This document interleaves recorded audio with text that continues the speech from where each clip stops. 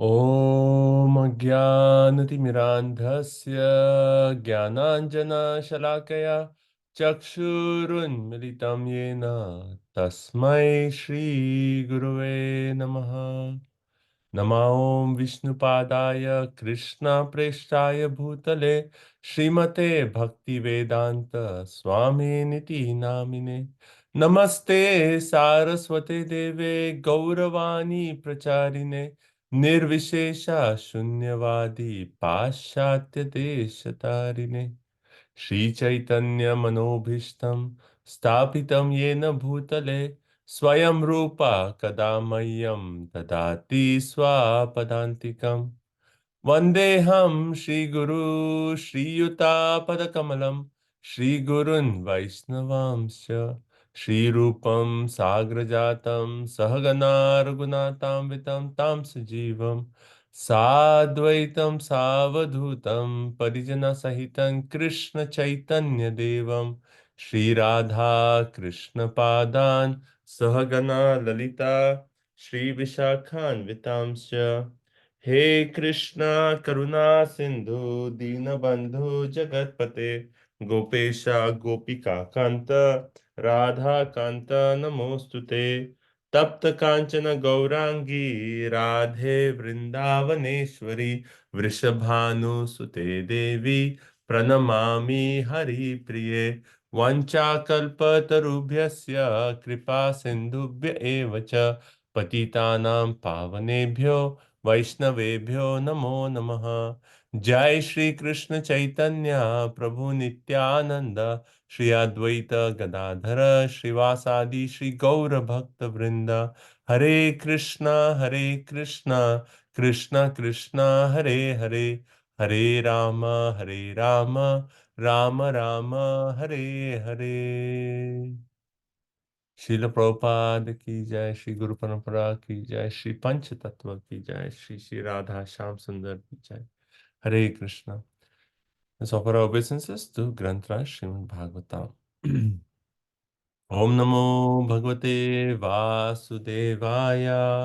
ओम नमो भगवते वासुदेवाय। ओम नमो भगवते वासुदेवाय। नारायण नमस्कृत्यं नरं चैव नरोत्तमं देवीं सरस्वतीं व्यासं ततो जयमुदीरयेत्। शृण्वतां स्वकथा कृष्ण पुण्य श्रवण कीर्तनम् हृदयन्तस्थ भद्राणि विदुनोति सुहृत्सताम्। नष्टप्रायेषु अभद्रेषु नित्यं भागवत सेवया भगवती उत्तमश्लोके भक्तिर्भवति नैष्टिकी। सर्वशास्त्रादि पीयूष सर्ववैदिक सत्पर सर्वसिद्धांत रत्नाध्य सर्वलौकिक दृक्प्रद सर्वभागवत प्राण श्रीमद्भागवतो प्रभु कलिद्वंतोतिदादित्य श्रीकृष्ण परिवर्तिता परमानंदपाथाय प्रेमवर्ष अक्षराय ते सर्वदा सर्वसेवाय श्रीकृष्णाय नमोस्तुते। मद एक बंधु मद संगे मद गुरु मद महाधन मद निस्तारक मन भाग्य मद आनंद नमोस्तुते। असाधु साधु तादाइन अति नीचो च ताकरा हाना मुंचा कदाचिन मां प्रेम न हृत कंथयो स्फुरः। श्रीमद् भागवतम की जय, श्रील प्रभुपाद की जय। Okay, Hare Krishna. So welcome everyone. Thank you all for joining this morning.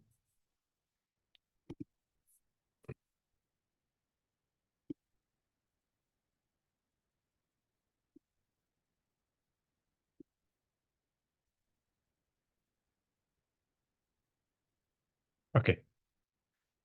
Okay, everyone ready? So let's get started. We are in our Srimad Bhagavatam, Canto 3, Chapter 5, and the chapter is titled Vidura's Talks with Maitreya Rishi. Right? And a quick overview of this chapter is basically we have read until this point how Vidura has first of all approached Maitreya Rishi, asked a basic question, starting off with the point of like how can one really attain happiness? Like everyone is trying for happiness, but it's not working out. So how can we actually really attain happiness? And then he talked about um, he wants to hear about the Purusha avatars, the Leela avatars. And then after that whole thing, he actually expressed his interest that I just want to hear Krishna Katha. I've heard topics like the Mahabharata and other topics, but now my desire is to hear exclusive Krishna Katha. So you please speak to me that Krishna Katha, which will actually, and we talked about a little bit glories of Krishna Katha, how it is actually um, viraktim, right? It actually gives detachment. It actually gives Harer Padanusmriti. It gives remembrance of the lotus feet of Lord Hari. Then it gives Nivrittasya, right? Samasta Dukkhapayam. It actually vanquishes all our miseries. So these four qualities we have actually read just by hearing exclusive Krishna Katha, we get these four benedictions. And then Maitreya Rishi, he honored, he glorified Vidura that you are Yamraj himself. You are an eternal associate of the Lord, and hence your interest to hear Krishna Katha. This is so glorious, right? And then he actually said, yes, I have asked you many questions, but first start off with Purusha avatars, right? And then Maitreya Rishi starts talking from the section of Purusha avatars, and he starts off with the section of creation. Okay. And then I'll quickly summarize creation. So any points up to this point? Everyone's here. You can turn on your video cameras if you like.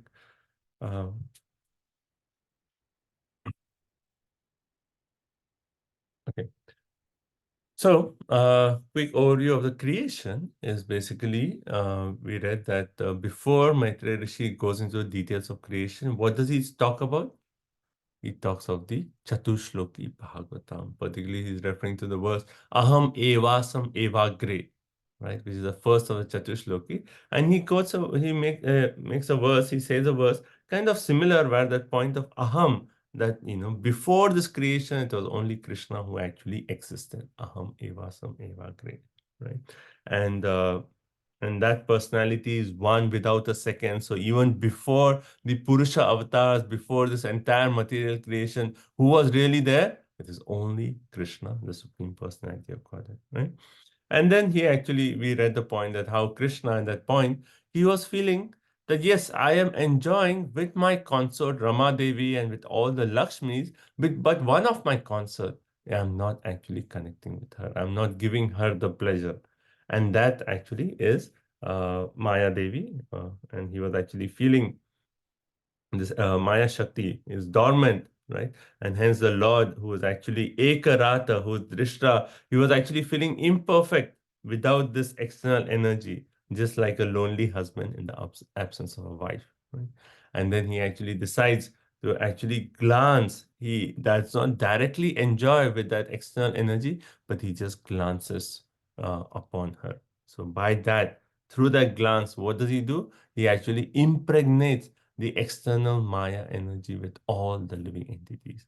And particularly, we talked about the word Viryavan, right? Viryavan is actually used to refer to the Lord because just by his one glance, he's impregnating innumerable living entities into this Mahat Tattva, right? Mahat Tattva, right?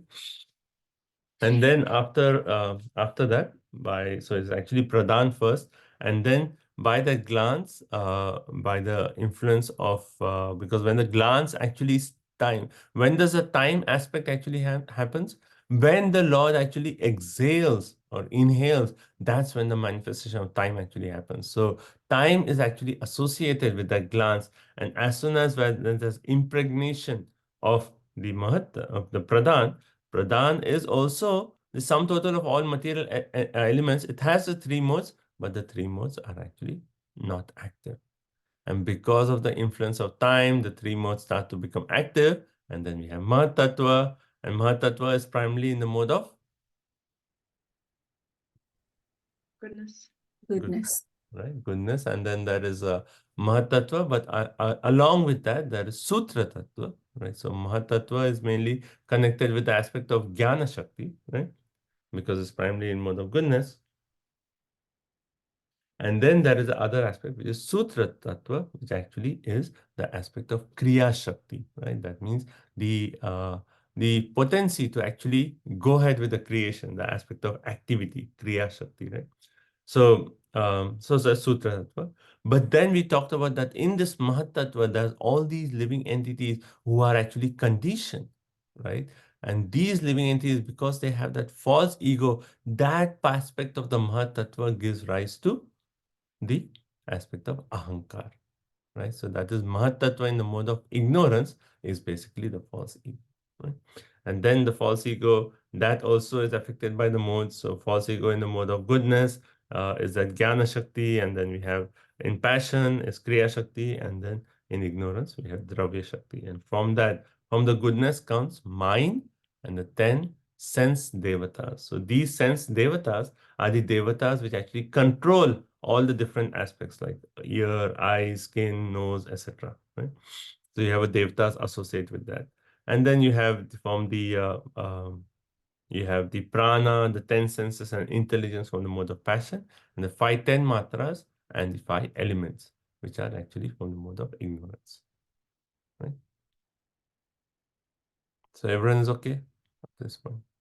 Any questions up to this point?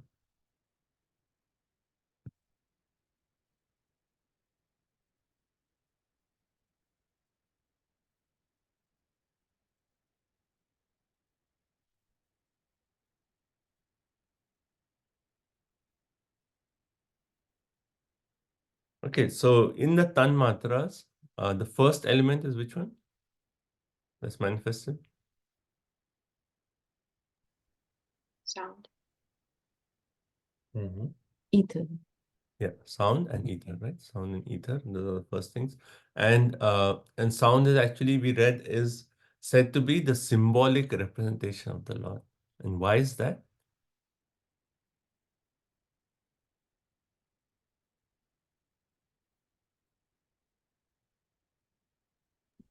Because by hearing we can realize Krishna is not different. Krishna Katha is not different than Krishna So itself. because the first element is sound, there's actually a whole, a whole point of our philosophy that's like, because it is from sound that the entire creation is actually happening, the way to liberation is also through sound. So through sound, we can know about the Supreme Personality of Godhead. We can hear the holy name of the Lord. And when that sound enters into our heart, that's when the transformation actually happens. That's the start of our journey back home, back to Godhead, right? So it is through sound. And then after sound, we have air and touch, and we have form and fire, then taste and water. And then finally, it is earth and smell, right? So earth has how many qualities? All 5, right? All 5 qualities. Water has 4, fire has 3, air has 2, and then ether has 1 quality. Right? Okay. Okay. Everyone good for this one? Ready to proceed to the next section, the final section of this chapter. Now, there's one thing very interesting. So I had pointed this earlier that I made this that Vidura, when he actually requested that, okay, talk about this Purusha avatars, there was this point where he actually indicated, but, mix the sweetness along with all these aspects of creation, right? So when we talk of the sweetness, one is we can directly refer to the Leela avatars, right? When we talk about like the pastimes of, we'll be reading about Varaha Dev, etc. So all those Leelas will be there. So certainly those can be considered aspects of sweetness. But also when we talk of the prayers throughout Srimad Bhagavatam, they can be referred to the aspects of sweetness. Why? Because when we are actually hearing these prayers, we are actually getting to know the Supreme Personality of Godhead directly. So the prayers is actually revealing Krishna, and hence these prayers can actually be considered as the aspect of sweetness. So if you actually see, I had mentioned this point, how is this different from Canto 2, Chapter 5? Because this creation is almost similar, right? The entire aspect of creation, but there is no mention of these prayers. But now we have that all the demigods which are created, they are actually offering prayers, right? And that is the next section. And why is there a need for offering prayers at this time? So we'll read that in text 38. Okay. Prabhuji, in our 4th chapter, we read like when Uddhava, Krishna is telling Uddhava that at the time of the year, at the beginning of everything, you prayed being the Vasu. Yes. So together, so is this the same? Could it be like he being one of the demigods prayed at the beginning to associate with the Lord? No. Not necessarily, because here it's talking of the Drik Devatas. So, Okay. see, one is, okay, now we are talking about the demigods, right? The demigods in charge of the different elements, right? Hmm. So now, is Brahma already here? No, but yes. No, he's not here. It's I one of mean, the demigods is there, no, Prabhu? No? Is no, in the so list. we are talking of the demigods even prior to the creation of Brahmaji. Mhm. So that actually demigods are also considered, like there are two aspects of demigods. One is the demigods, these are known as the Prakat, and then there's the Vikrat. Okay, these two, Brahma Samhita makes this point. So those are Prakat, they are actually appearing before the creation of Brahmaji. And then the remaining demigods, they appear after Brahmaji, right? And then one may say, okay, the demigods are here, and the elements are not mixed at this point. And that's the reason demigods are offering prayer. Just like in a body, we have earth, water, fire, air, ether, right? But they are all mixed together, right? I mean, if they were not mixed together, then imagine you have one section of a body as earth. It's like it's weird, right? I mean, that is like when a person leaves and then the body disintegrates, then it goes back to earth, or unmixed state, right? So right now, all the elements are there and they are unmixed. And demigods are praying that, okay, yeah, we are in charge of these elements, but all the elements are unmixed. Then one may question, how did the demigods get their bodies? I mean, to offer prayers also, they should have a form, right?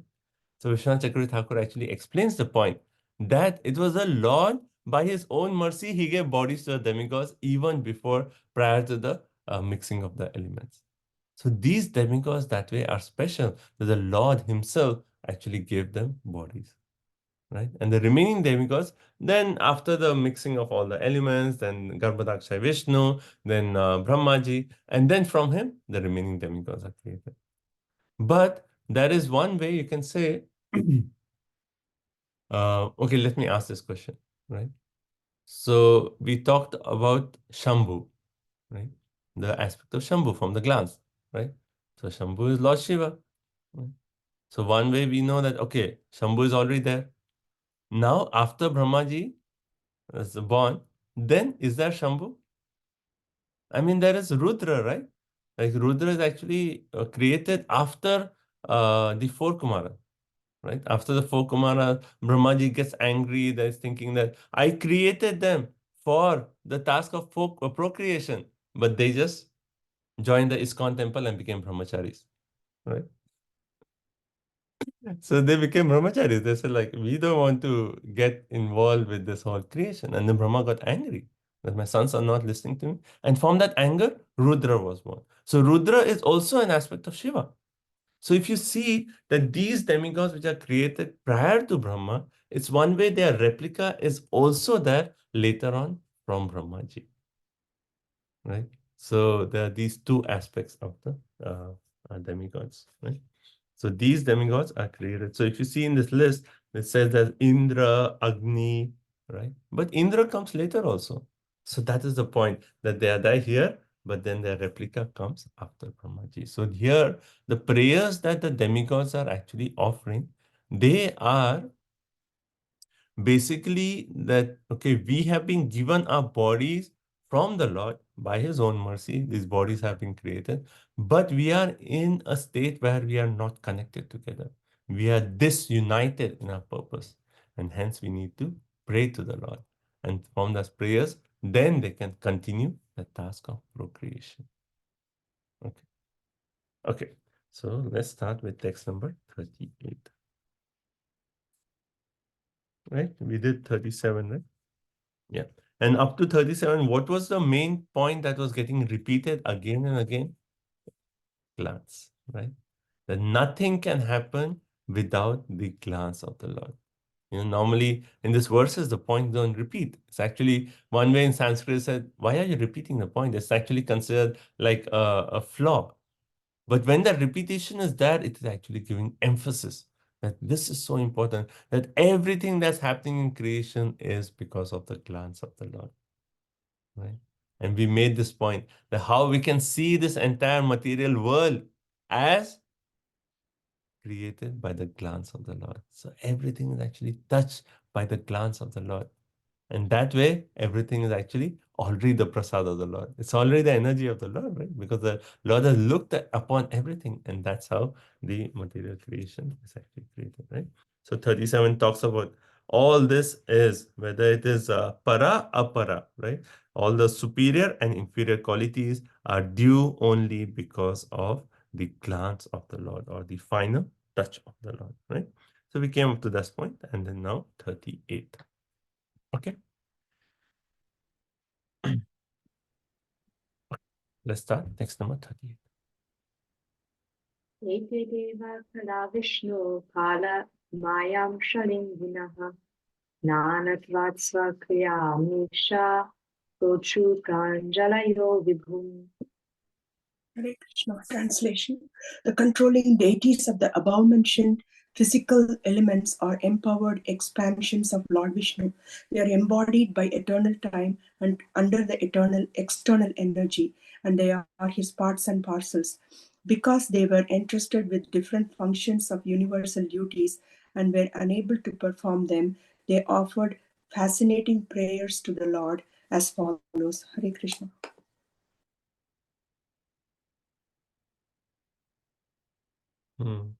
Okay, so let's see. Ete Devaha, right? So these demigods, right? So we are talking about the Drik Devata, these demigods. They are all controlling demigods of the physical elements, right? So all these demigods, they are what? Kala Vishnu. Where have we heard this word Kala? Ete chamsam kala pumsam. Etat, ete, cha, amsha, kala, pumsa.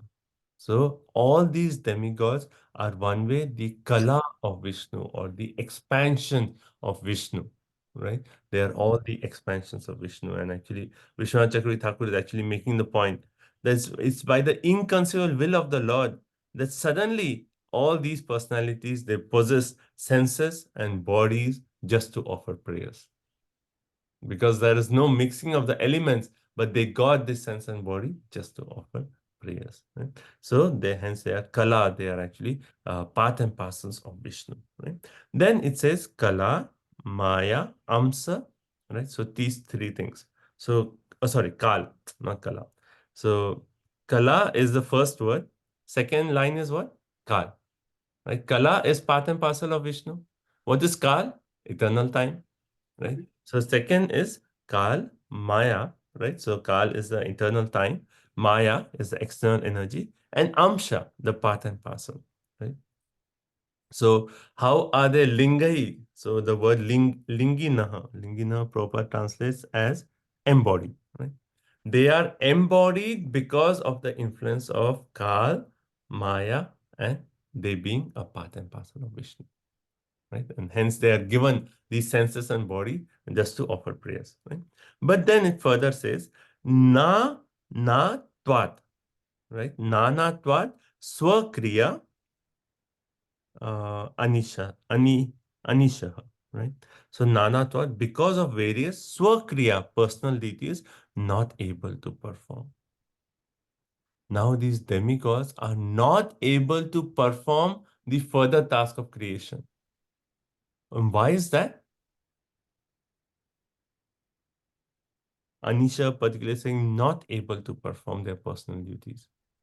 So demigods are created by the Lord, right? And we talked of their because of the eternal time, because of external energy, and they being and kala of Vishnu, right? The demigods are created, but they are not able to function.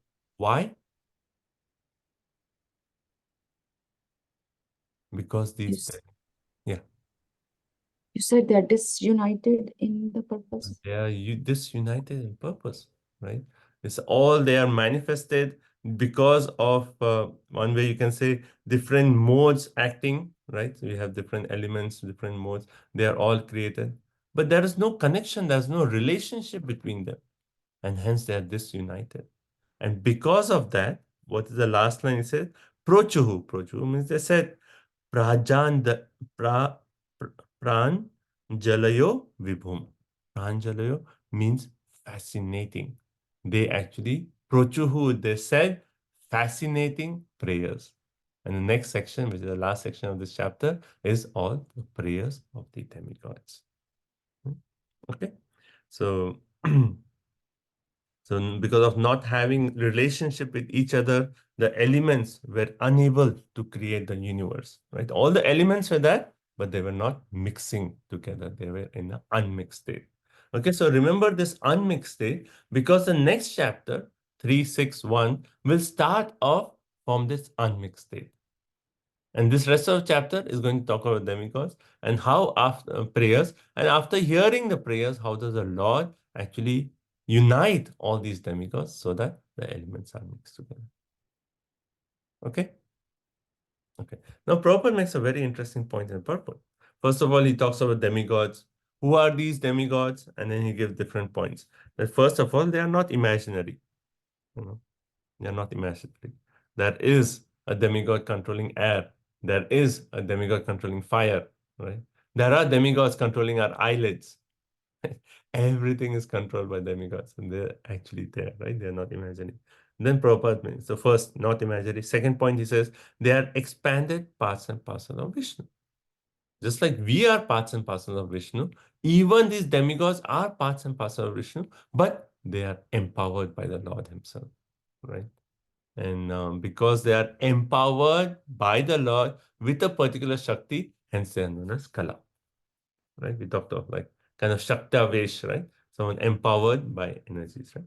And then third point, they are embodied. We discussed this. There's time, external energy, and that is partial consciousness of the Lord.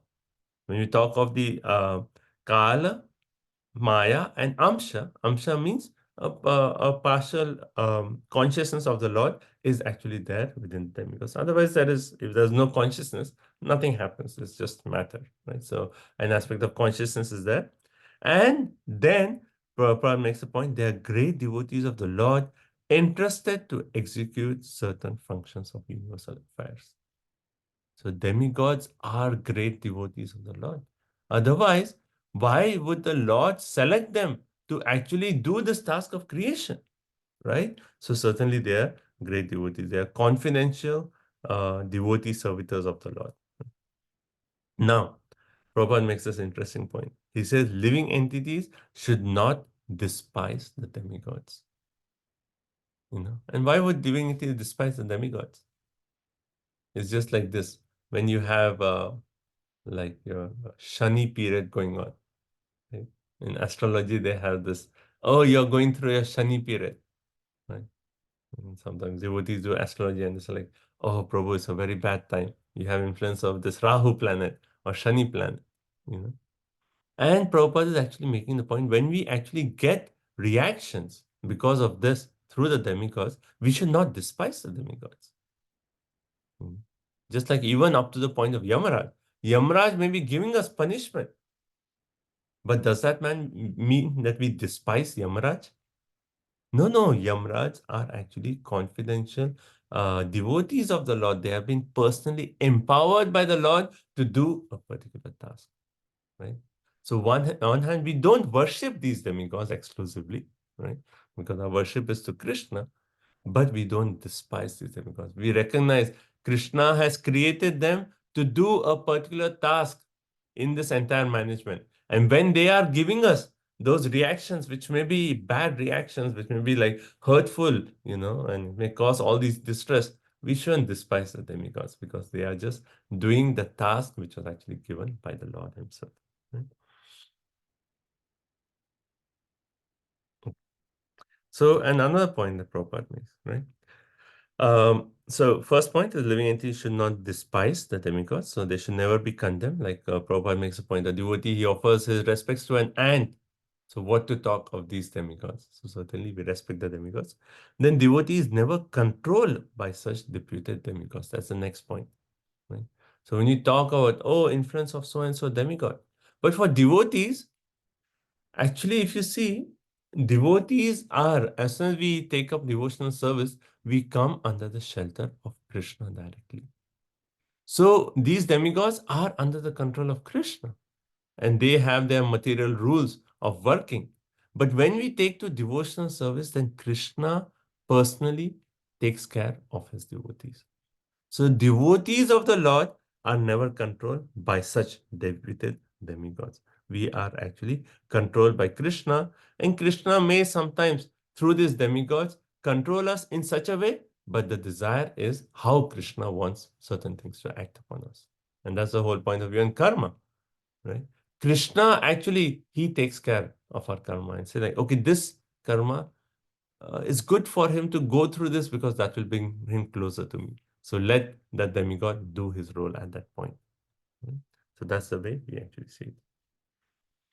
And then how Prabhupada repeatedly makes the point that devotees, they show all respect to demigods, right? A devotee never considers Krishna and demigod on the same level. If you consider Krishna and demigod on the same level, you are a Pashandi, right? Almost like an atheist, right? Prabhupada often makes this point. Right? So we only worship the Supreme Personality of Godhead. Our heart is to Krishna, but we show all respect to demigods.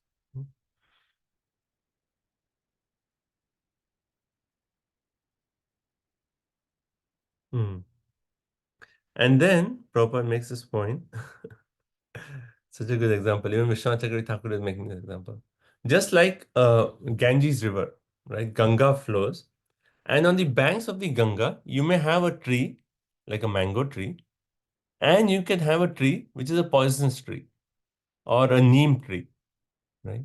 Now, what fruits mango will give? Mango fruits, and it may be nice, juicy, and it may be really nice. And what will a neem tree give? Like bitter neem leaves, right? And both of them are getting nourishment from the Ganga, right? So is it the fault of the Ganga that the tree is actually giving bitter and mango is giving sweet? No, Ganga is just flowing. It is based on the person who's actually taking the water of Ganga and producing the fruits based on his own nature. So Prabhupada is actually making this nice example. And he says, this is, so when we are receiving, right? So demigods, when they are giving us some certain thing, whether that's like a mango fruit or a neem, they are just receiving the orders from Krishna and they're giving it to us.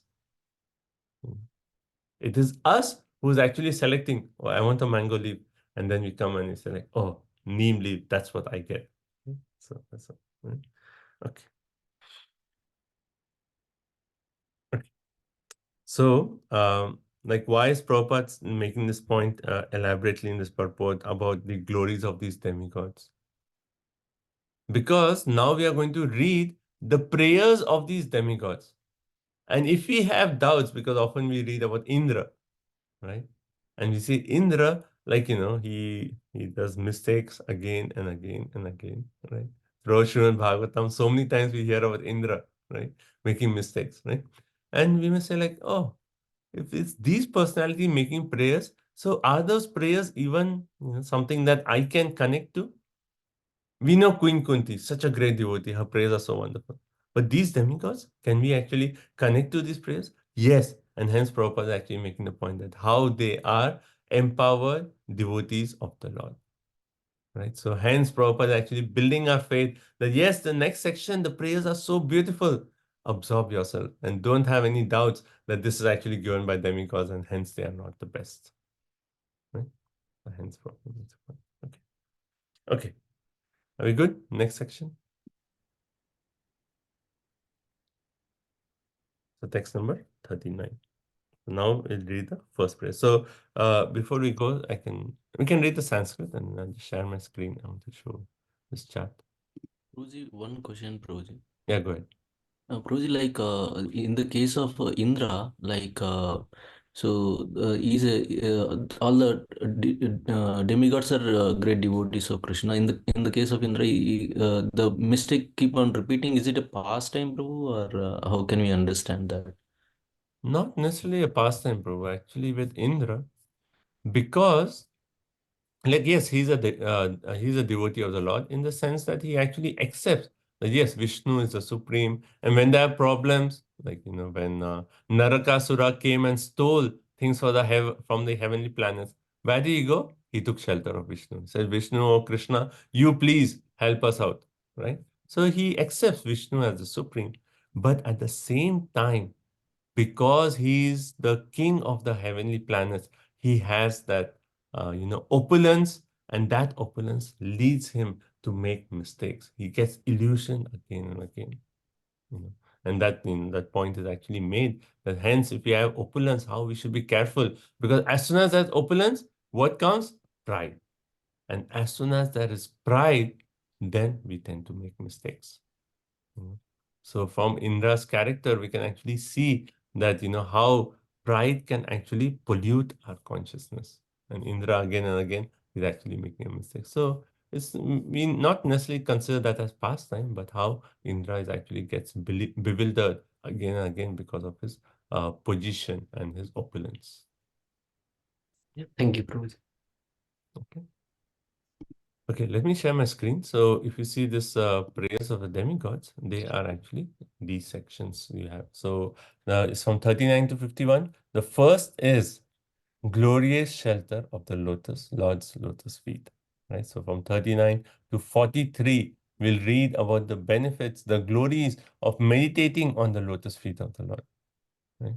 And then from 44 to 47, it actually talks of who is qualified to meditate on the lotus feet and who is unqualified to see the lotus feet of the Lord. And the last few prayers are basically prayers for enlightenment. Oh, please, oh Lord, you enlighten us. Please unite us, because only by your enlightenment, by your instructions, by your mercy can we actually continue the task of creation and offer it to you. Right? So these are different sections. So we start with the first section, 39 to 43, talking about the glories of the shelter of the Lord's lotus feet. Okay. So how many times in our Shastras we read, one should just meditate on the lotus feet of the Lord. Right? I was hearing one of Prabhupada's class, he actually was talking about this point. He said, like, hence we all should meditate on the lotus feet of the Lord. And then he paused and he said, that's why I was asking, where is the ankle bell on Krishna? So maybe that day on the deities, they didn't put ankle bell on Krishna, And Prabhupada, during the class, he's actually saying, that's why I'm asking, where is the ankle bell? Because if you take darshan, first we meditate on the lotus feet. And if you're seeing the lotus feet and there's no ankle bell, won't you see that? How can you miss that? That's our first meditation, right? So Prabhupada makes the point. So we meditate on the lotus feet of the Lord. Okay. So Deva Uchuhu, 39. Deva Uchu Namamate Deva Padaravindam Prapanatapa Pashamatmana Tapatram Yanmulaketa Yatayondrasoru Samsara Dhukam Bahir Ukshipanti. The demigod said, O Lord, your lotus feet are like an umbrella for the surrendered souls, protecting them from all the miseries of material existence. All the sages under that shelter throw off all material miseries. We therefore offer our respectful obeisances onto your lotus feet. Hare Krishna.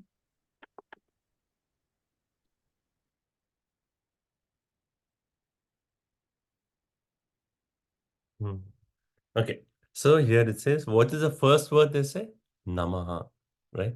Again and again. What was Queen Kunti's first prayer?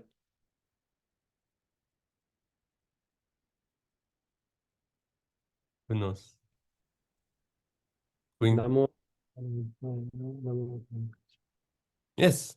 Was it? Namo Namo Janabhaya. Pankajanabhaya. Right? That's how she starts. That's not the first prayer? What is the first one? Devaki Putraya, and then So second one is Maya Javanika Channam Adhyaksha Avyayam.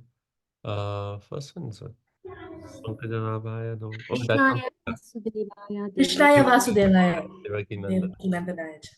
Nanda Gopakumaraya Jagudaya Namo Namaha. Namaha. Right? There also Namo Namaha. The point that I was making is when you see the prayers, did we discuss that sometime? The different aspects of prayers?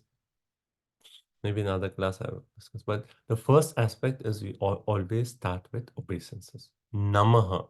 Right? So Namaha. So the demigods also Namaha. They are offering their respectful obeisances. Te Deva, O Lord. And where are we offering? First we offer obeisances to the lotus feet of the Lord.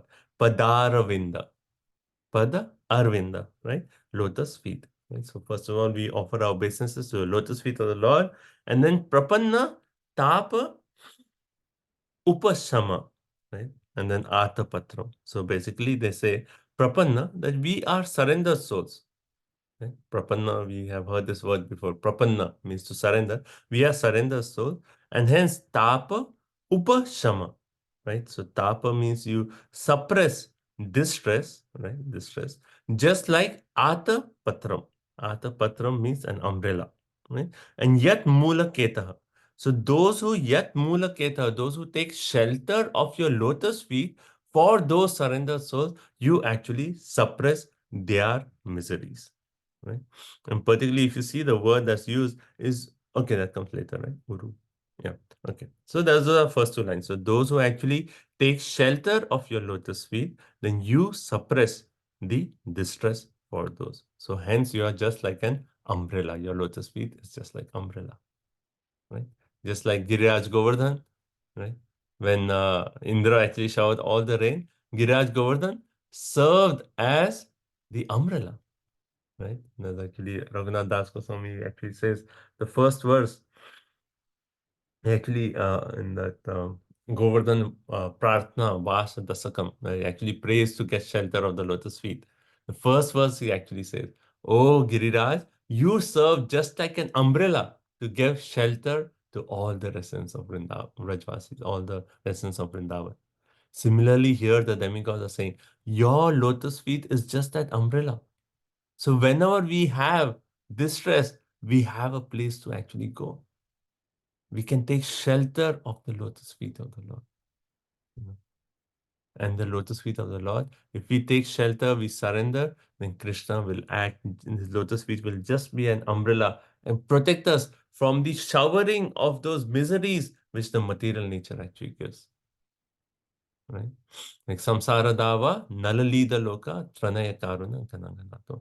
So there we are saying this entire material world is like a forest fire, and the mercy is like the rain shower. Right? Here we are saying the other example is this material world is showering all these problems upon me. But you, oh Lord, your lotus feet is just an umbrella to protect me under that. It's a very nice, very practical point. Whenever we are going through miseries, we can say, who is our shelter? Who are we turning to? Right? And here it says, like, yes, if you take shelter of the lotus feet will protect you from all those miserable conditions. And then further, he actually says, but what is the proof? Right? Yataya, Yataha means great sages. They actually took complete shelter, right? Complete shelter of your lotus feet. Agyasa, like totally they took shelter of your lotus feet. And samsara dukham, uksi panti, right? Samsara dukham, uksi panti. Miseries of material existence. This word is very nice. Uksi panti. They are forcibly thrown away. Now that this is at the start of the creation, right? So demigods are the first created even before Brahma. How are they saying that the great sages have already, when they take shelter, this is a proof that all their material miseries are thrown away? Where are the great sages?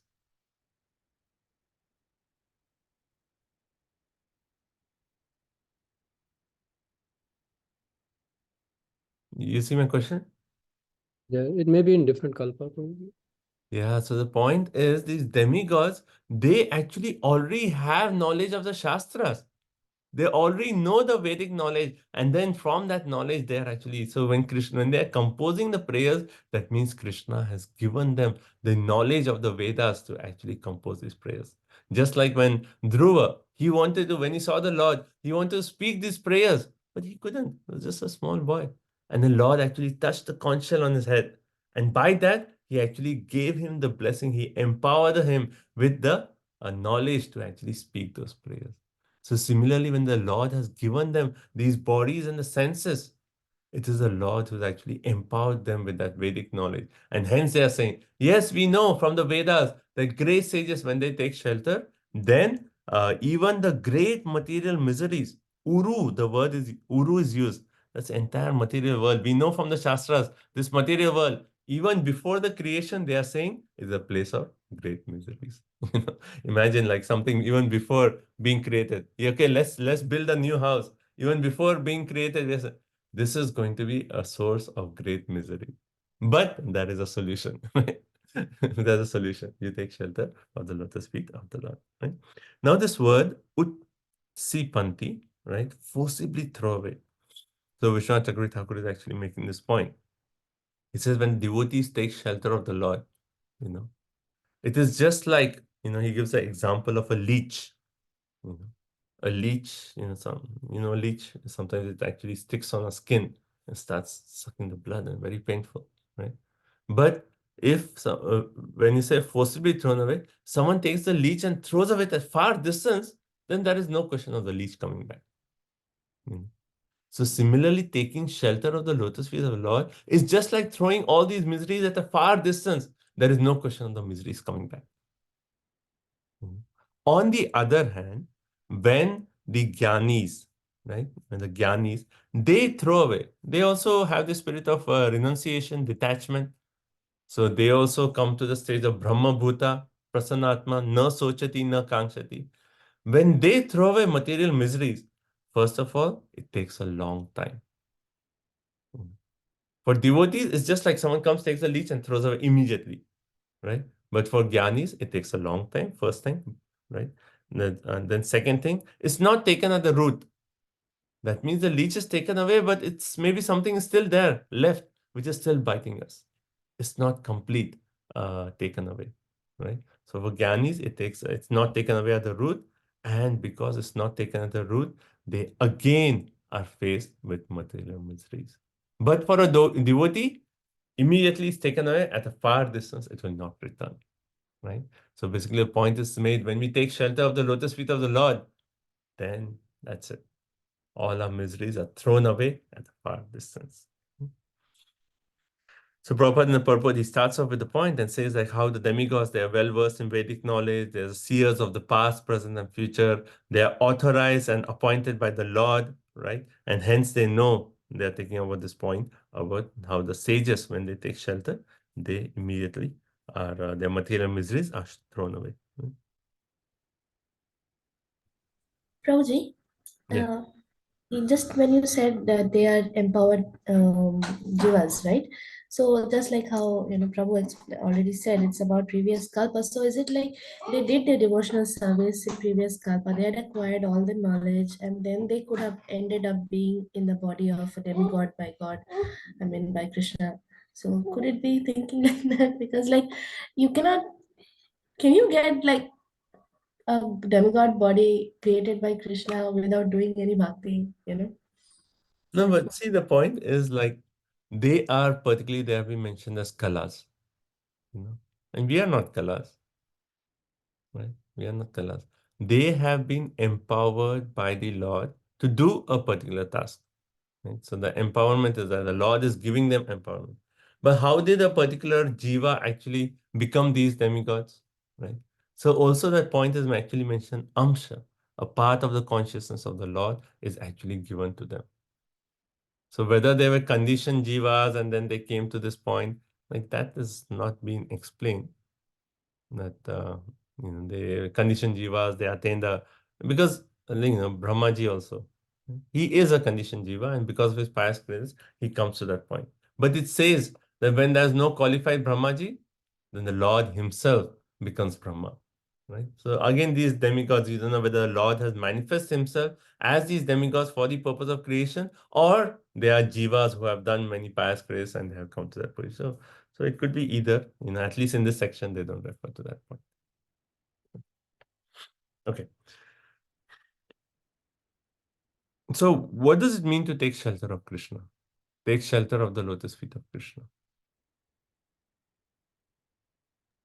Unconditional surrender. Okay. And how would that practically manifest in our life? Accept what Krishna gives. Okay, accept everything that's coming as Krishna's mercy. Yes. That's a very nice point. Okay.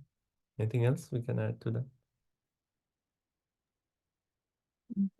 That 6 things, right? Accept everything which is favorable, and as for bhakti, and not accept everything that is not favorable, Yes. and then Gopita Varna, 6 things. Right. So accept things which are favorable for bhakti, reject things that are unfavorable, accept Krishna as our master, as a maintainer, accept Krishna as a protector, right? And then the mood of humility, dainya, and then Atmanivedam, surrendering oneself to Krishna. Those 6 are there. And practically in our life, when we actually take up Krishna consciousness, initially we'll see that when there are problems, we'll turn to Krishna, right? Like initially when there's like a problem, then we'll say, oh, Krishna, please help, please help. Then our japa also becomes good because now I have a problem. Krishna, please help me. And we are chanting good rounds, right? That is initially. Then as we progress in our bhakti, then we realize how this material nature is padam padam yad vipadam natesha. Every moment there's so many problems. And hence we actually, every time, as a daily sadhana, we are taking shelter of Krishna and saying, Krishna, please, Maya is so strong. Please, you help me. Please always protect me. Keep me under your shelter, right? So then that becomes like a routine. We are actually doing it, right? And the third aspect, when you progress further, then we take shelter of Krishna, just like a child takes shelter of their parents. That it's just out of love we take shelter. You see the 3 stages we talked about? First stage is when there are problems, then we'll say, oh, Krishna, please help, good rounds, etc., etc. We'll go to a temple today. We'll do special seva today because there are problems. Then as we progress, we realize material world, Maya is so strong. Every day when we are chanting, we'll be like, Krishna, please help me. Material world is so precarious, please help me. And then further, the third stage is where we actually take shelter out of love, where we say, just like a child, if the parents is there, whatever is the state, oh, my father is there, he'll take care of me. And we come to a state, Krishna is there, he will take care of me. So even if you see shelter, it actually progresses that way. Okay. Let's go further. Text number 40. Everyone, everyone okay about this point of taking shelter of the lotus feet of the Lord and how that acts as an umbrella to protect us from all miseries? Text 40. Datar yarasmin bhava isha jivas tapa trayena divitana sharma atmandabhante bhagavam stavangi chayam savidyam ata ashrayema. Hare Krishna.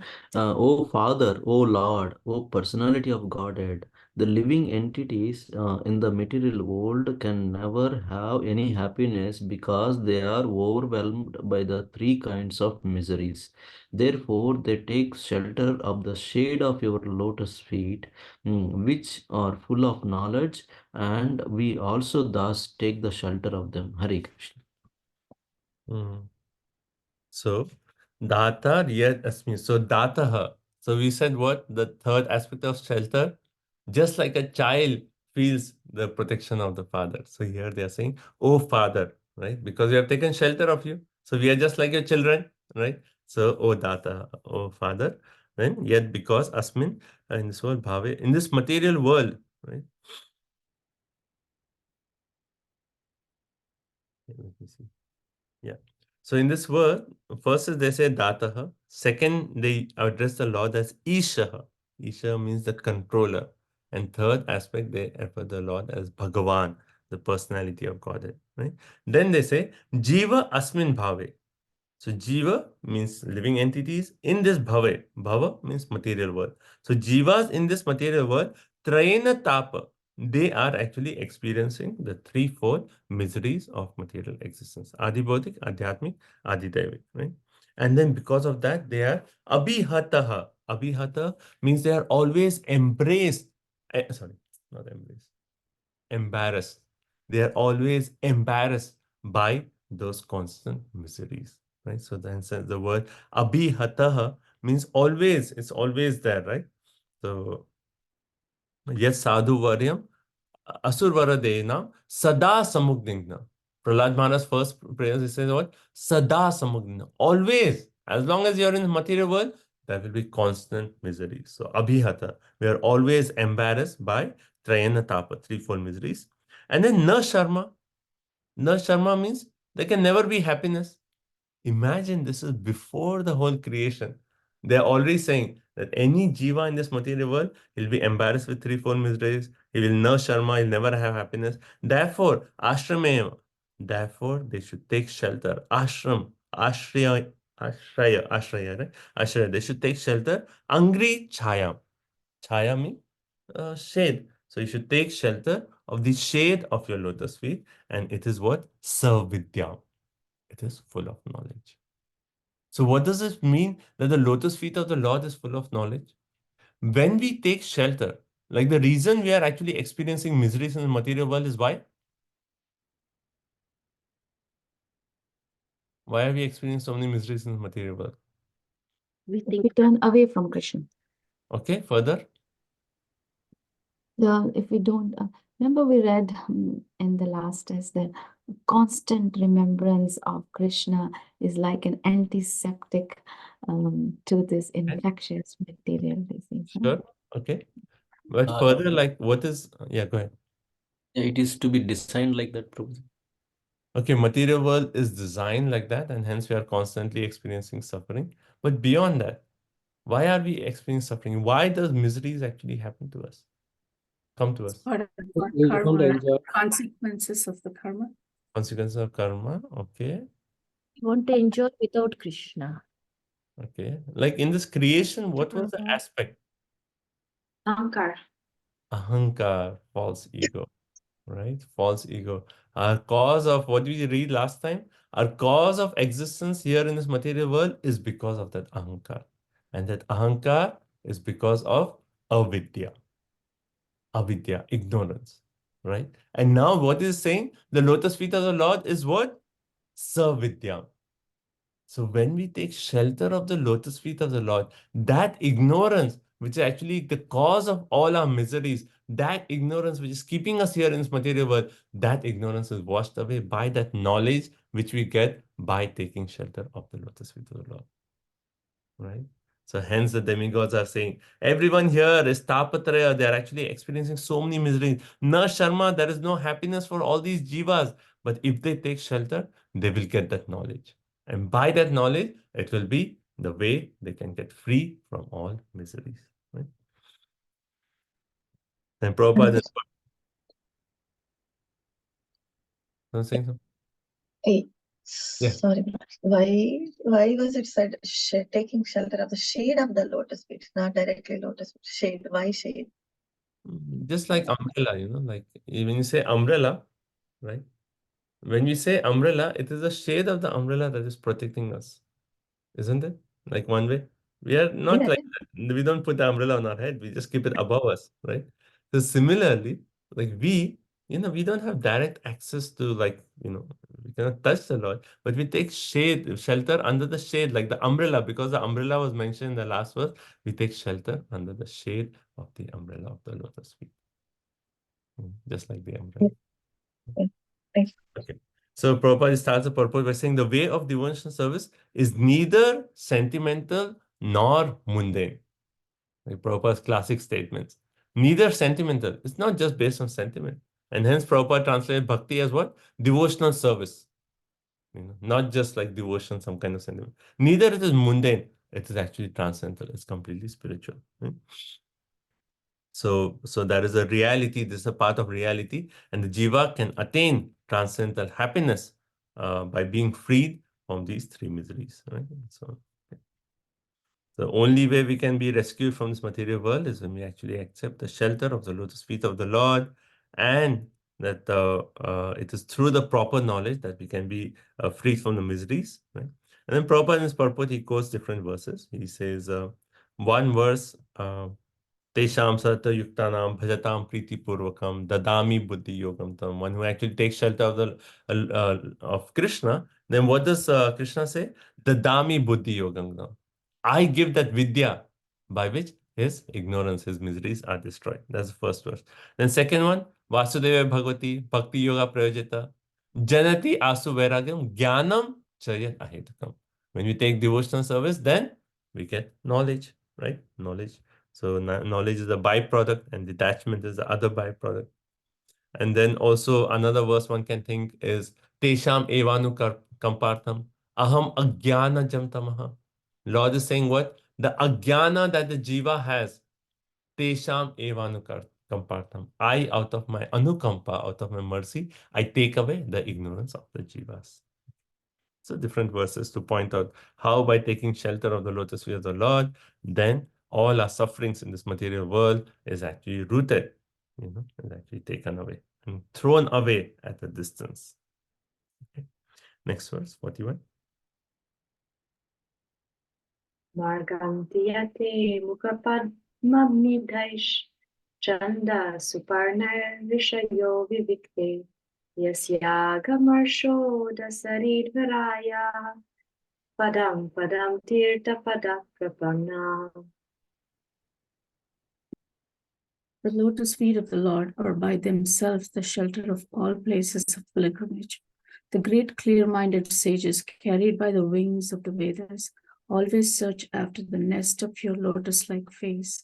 Some of them surrender to your lotus feet at every step by taking shelter of the best of the rivers, the Ganges, which can deliver one from all sinful reactions. So, very nice verse, very sweet verse, right? So it actually says, Marganti. Marganti means searching, right? So those who are searching searching the lotus feet of the Lord, the two ways are actually described, right? Two ways are described. So, okay, I'll start off with an example. If a person, like a homeless person, is in the between like a whole land, and he's looking for a tree to take shelter underneath, right? So what is his way to find a tree? He just wants to find a tree to take shelter, but it's just like empty land. How can he find a tree where he can actually take shelter under? So one is he can look up and see, oh, evening birds are actually flying in this direction.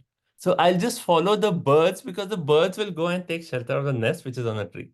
By following the birds, then I'll find the tree and that way I can get shelter. You understand this analogy, this point, right? So just like homeless people, they actually follow the birds to find shelter of a tree. Similarly, what is the first point here? It actually says Mukha Padma, right? So your lotus-like face, right? Chandahi, Vedic hymns. So Vedic hymns coming from the lotus-like face are just like Surpanahi, are just like those birds with wings. Surpanahi refers to wings. So, because the Vedic hymns are coming from the lotus mouth of the Lord, so if someone follows those Vedic hymns, just like if a person follows the birds with wings, then where will he get shelter? He'll get shelter at the lotus feet of the Lord. Just like you follow the birds, which are actually coming from the tree, and then you get shelter where? At the lotus feet, at the base of the tree. Similarly, the words coming from Krishna's mouth, you get shelter where? At the lotus feet of Krishna. You understand the beauty of how nicely it's composed, this verse? Okay, that is the first one, right? Rishaya Vivikte. So those sages with clear mind, they follow the birds, like birds, which are actually like the words coming out from your mouth, just like Vedic hymns. That's the first one. Right? The second way is Agha Marsha Uda, right? Sarit Varaya. Sarit refers to rivers. Varaya, which is the best of all rivers? Ganges, right? We may say Yamuna, but Ganges. Okay. Okay, Ganges. So here it says Sarit Varaya, the best of all rivers. So the other kind of people, Padam Padam, means at every step, Tirtha Pada, lotus feet are just like a place of pilgrimage. So the other kind of people, they actually take shelter of the Ganges. And just by bathing in the Ganges, by worshipping Ganges, because Ganges comes from where? Lotus feet of the Lord, right? So if you are actually taking shelter of Ganges, taking bath in Ganges, getting purified, where will you go back to? The lotus feet of the Lord, right? So two ways how sages take shelter of your lotus feet. One is by following the Vedic hymns, just like the birds, and the second one is by taking shelter of Ganges, which Ganges is coming from your lotus feet. So you take bath in that, you worship Ganges, you go back to the lotus feet. Okay. And this is Tirthapada. Your lotus feet are as good as a place of pilgrimage.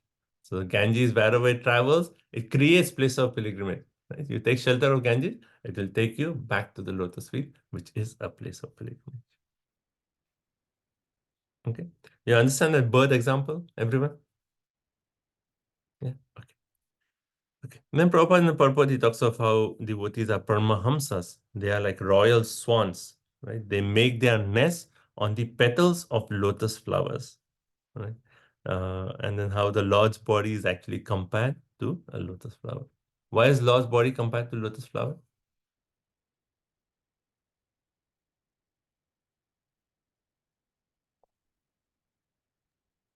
Oh, his eyes are lotus-like. His face is lotus face. His feet is lotus feet. His hands are lotus hands. Exactly. So, So why is the Lord compared to lotus? We discussed it We before. don't have any better flower than lotus in this world.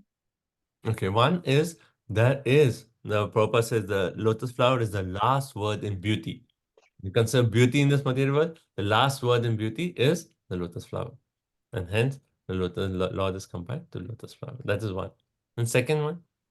Because the abode of Lord is also in the shape of the Okay. lotus. That's why his feet are always Very on nice. the lotus. So the abode of the Lord is also in the shape of lotus. And then third point? He's above those three material modes, like water drops fall off from the The lake. third one is where is the lotus always found? In muddy area, like in the, in the water where, but is the lotus flower ever touched by that water? Even a waterfall, it just drops through, right? So similarly, when the Lord appears into this material nature, he's never touched by the modes of material nature. Just like a lotus is never touched by the material nature, right? But Adokshaja Prabhu, that's what, beyond the Yeah, senses. yes. So that. And Prabhupada says the Paramahamsa makes his nest in the lotus-like face of the Lord and always seeks shelter at his lotus feet, right? Which are like the wings of the Vedic wisdom. Right? So these are two ladders by which people take shelter of the lotus feet of the Lord. Okay. Now Prabhupada very nicely actually quotes. So it is said in Satya Yuga, right? What happened? The Lord mercifully, like through his, when Vamandev actually appeared, he pierced this material universe, and then the celestial water from the Ganges, it actually came, and it actually came into this material world. And then we read the story of how Bhagirath, he brought the Ganges, etc. Right? And similarly, they say in Dwapar Yuga, how does Ganges appear? So that was in Satya Yuga, right? In Dwapar Yuga, how does Ganges appear? It says just like how when Krishna spoke the Bhagavad Gita, the words of the Bhagavad Gita is just like the Ganges water, and anyone who bathes in those words of the Bhagavad Gita, then you'll get the same benefit as bathing in the Ganges. Because Ganges is coming from the lotus feet of the Lord, right? So here it says, there's in Gita Mahatmya. If you see our Bhagavad Gita in introduction, you'll see this sloka where it says, Bharat Amrita Sarvasam Vishnu Vakta Vinishritam Gita Gango Dakam Pitva Punar Janma Na Vidyate. Gita Gango Dakam Pitva, right? It actually says, by drinking the Ganges water of the Gita, right? Then one will never take birth in this material world. Right? And in Kali Yuga, how does Ganges appear?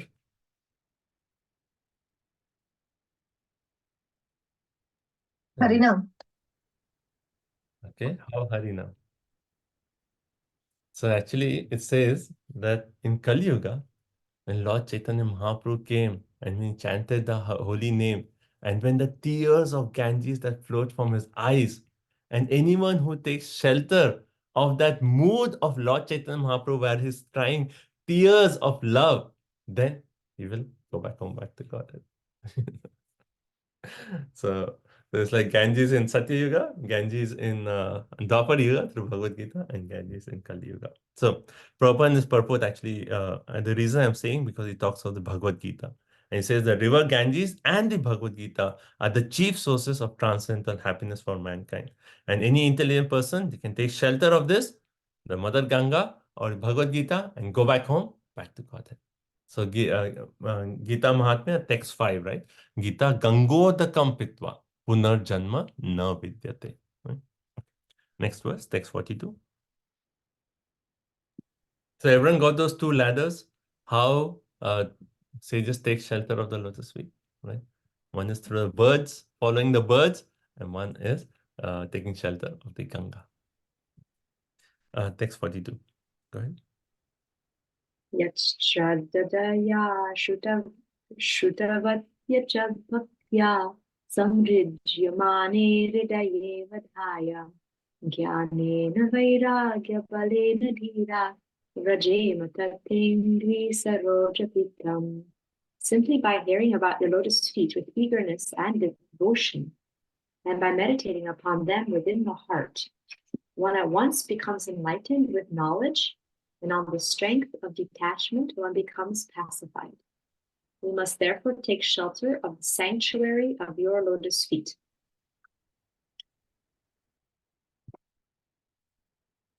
Okay. Maybe someone can look up sanctuary. What is the in the dictionary? What does sanctuary say? Okay. So here it says yat shraddhaya. Shraddhaya is eagerness, right? So by eagerness, shrutva, simply by hearing, right? We hear this word again and again, shrutva. Yasyam vai shruyamananam. Where else can we think of shrutva? And it appears in many famous verses that we recite. Shrutva. So, yat shraddhaya. If one has the eagerness to shrutva, to hear about Krishna. And how should one hear? Bhaktya, in devotion. So if you just hear about the glories of the lotus feet of the Lord in all eagerness, then what happens? Right? So the benefits are right here. One is Samra Jamane. First thing, Samra Jamane Hridaye means our heart gets cleansed. Just like Cheto Darpana Marjana, our heart gets cleansed by eagerly hearing about the glories of the lotus feet. Second one, Jnanena. That means one gets knowledge. Third, Vairagya Balena. One gets the strength of detachment. Right? So when we say Jnanena, Vishwanath Chakravarti Thakur actually makes a point. He says, Jnanena there refers to when we take shelter of the lotus feet of the Lord, then the Lord gives us realizations of the sweet taste of His name, pastimes, activities, etc. Right? So what kind of knowledge? The knowledge which actually gives us the sweetness of Lord Shri Krishna, right? So when you take shelter, first is our heart is purified. Second, we get the knowledge, which is actually realization of the sweetness of Krishna. Third is we get strength of detachment. So everything else in this world becomes distasteful, right? Which is not connected to Krishna becomes distasteful, right? And then one becomes a dhira. Dhira means one becomes wise, he becomes pacified, right? And therefore, Vrajema, Angri, Saroja Pitham. Therefore, everyone must take shelter of the sanctuary of your lotus feet. So sanctuary is a place of refuge or protection, right? Immunity from law attached to a sanctuary, right? A place of refuge and protection. Okay. So this is that verse, right? So how Shraddhaya, by hearing with devotion, one can actually get all these benefits, right? Oh, one more point is also it says Hridaya Avadhya. So by hearing about the lotus feet and also by meditating upon them within the heart. So do we meditate on the lotus feet of the Lord?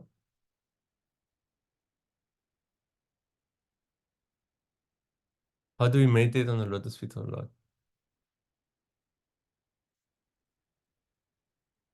Babaji, there are symbols on the lotus feet of the Lord. We can think about them and their meaning.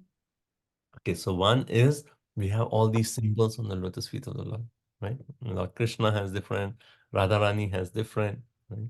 Then Lord Chaitanya, Lord Nityananda, they all have symbols. So when you meditate on those symbols, and each of the symbols that Acharya gives some meanings for them, right? So on Krishna's lotus feet also there's umbrella. That is also like the point of shelter, the lotus feet that we are talking of, just like that umbrella. So we meditate on that. Oh, Krishna's lotus feet has that umbrella. So when we take shelter, we will get shelter of the umbrella from all miseries of this material world. So one is that way. And then the other way is also like our deities. We see Radha Golokananda, Radha Shamsundar, Radha Madhav, all those deities. You just see their lotus feet and you can just meditate on the beauty of the lotus feet. How Prabhupada made the point. He said, oh, we all should meditate on the lotus feet. And that's why I'm asking, where is the ankle bell? That means what? We all should meditate on the lotus feet of the deities of the Lord. So that's the other way. Right? Okay, so Prabhupada says the miracles of meditating on the lotus feet of the Lord are mentioned here. It is so great that no other process can compare to this. Right? And materialistic men, they have little eagerness for hearing, right? But they can also surpass all other methods and attain knowledge and detachment just by this process of hearing and meditating on the lotus feet of the Lord. Right? Then Anand Prabhupada makes a very interesting point. He says knowledge must be followed by detachment.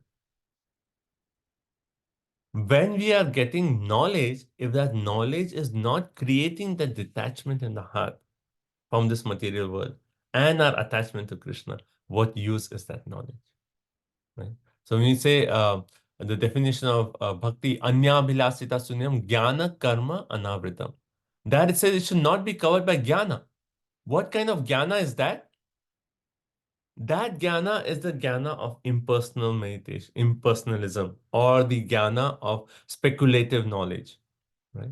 But here we are saying of the knowledge that will actually reveal the sweetness of Lord Shri Krishna. Right? And knowledge must be followed by detachment. More we actually come to know of the glories of Lord Shri Krishna, the sweetness of Lord Shri Krishna, more we'll feel that, oh, on material things, there is no taste. Right? Okay. So in the last section, Prabhupada, very interestingly, he makes this point. Devotional service entails, last paragraph, entails being initiated by a bona fide spiritual master and following his instruction in regard to hearing about the Lord. Right? So Guru will say, okay, you have to hear about Krishna. You have to read Srila Prabhupada's books, right? Like that. Such a bona fide spiritual master is accepted by regularly hearing from him about the Lord. Such a nice statement.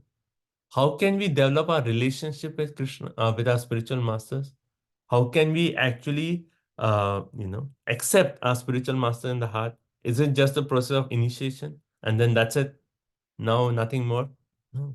Every day when we hear from the Guru, then we are truly accepting our spiritual master, right? So Prabhupada makes regularly hearing from him about the Lord, and that's how we accept. Right? Okay. Next verse, 43. Vishwasya janmastiti samyamarte kritaavatarasya padambujam te vrajema sarve sharanam yadisha smritam prayachat siyabhayam swapumsam. Hare Krishna. O Lord, you assume incarnations for the creation, maintenance, and dissolution of the cosmic manifestation. And therefore, we all take shelter of your lotus feet because they always our remembrance and courage to your devotees.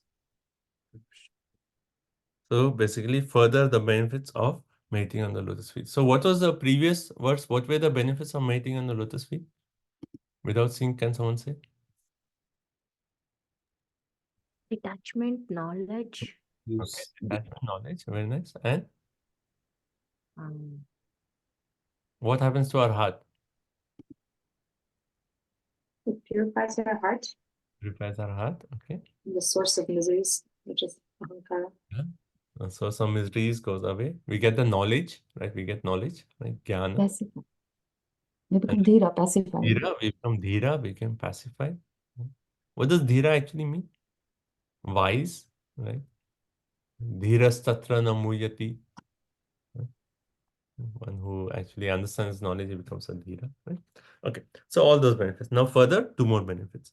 Vishwasya Janma, right? So Vishwasya referring to this cosmic world. Janma Sthiti Samya Artha. So creation, maintenance, dissolution. So avatara. So Lord is actually accepting different avatars for the creation, maintenance, and dissolution of this world. So what do these avatars refer to?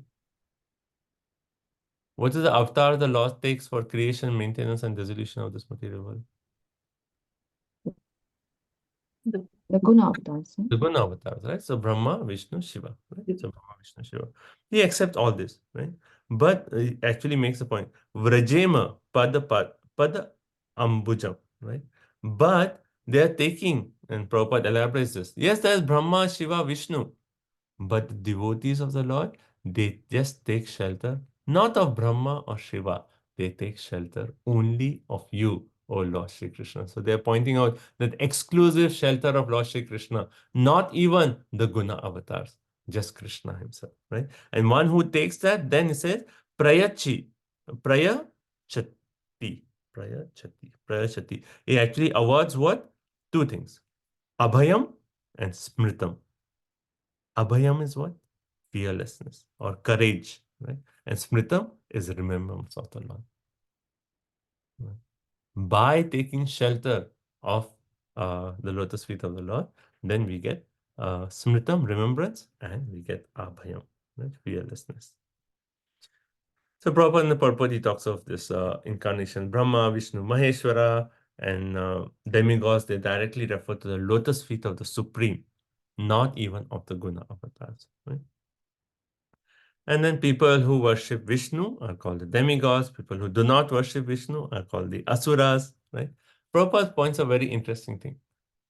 We hear of certain personalities worshipping the demigods, right? And we hear about demons worshipping demigods. What examples do we have of demons worshipping demigods?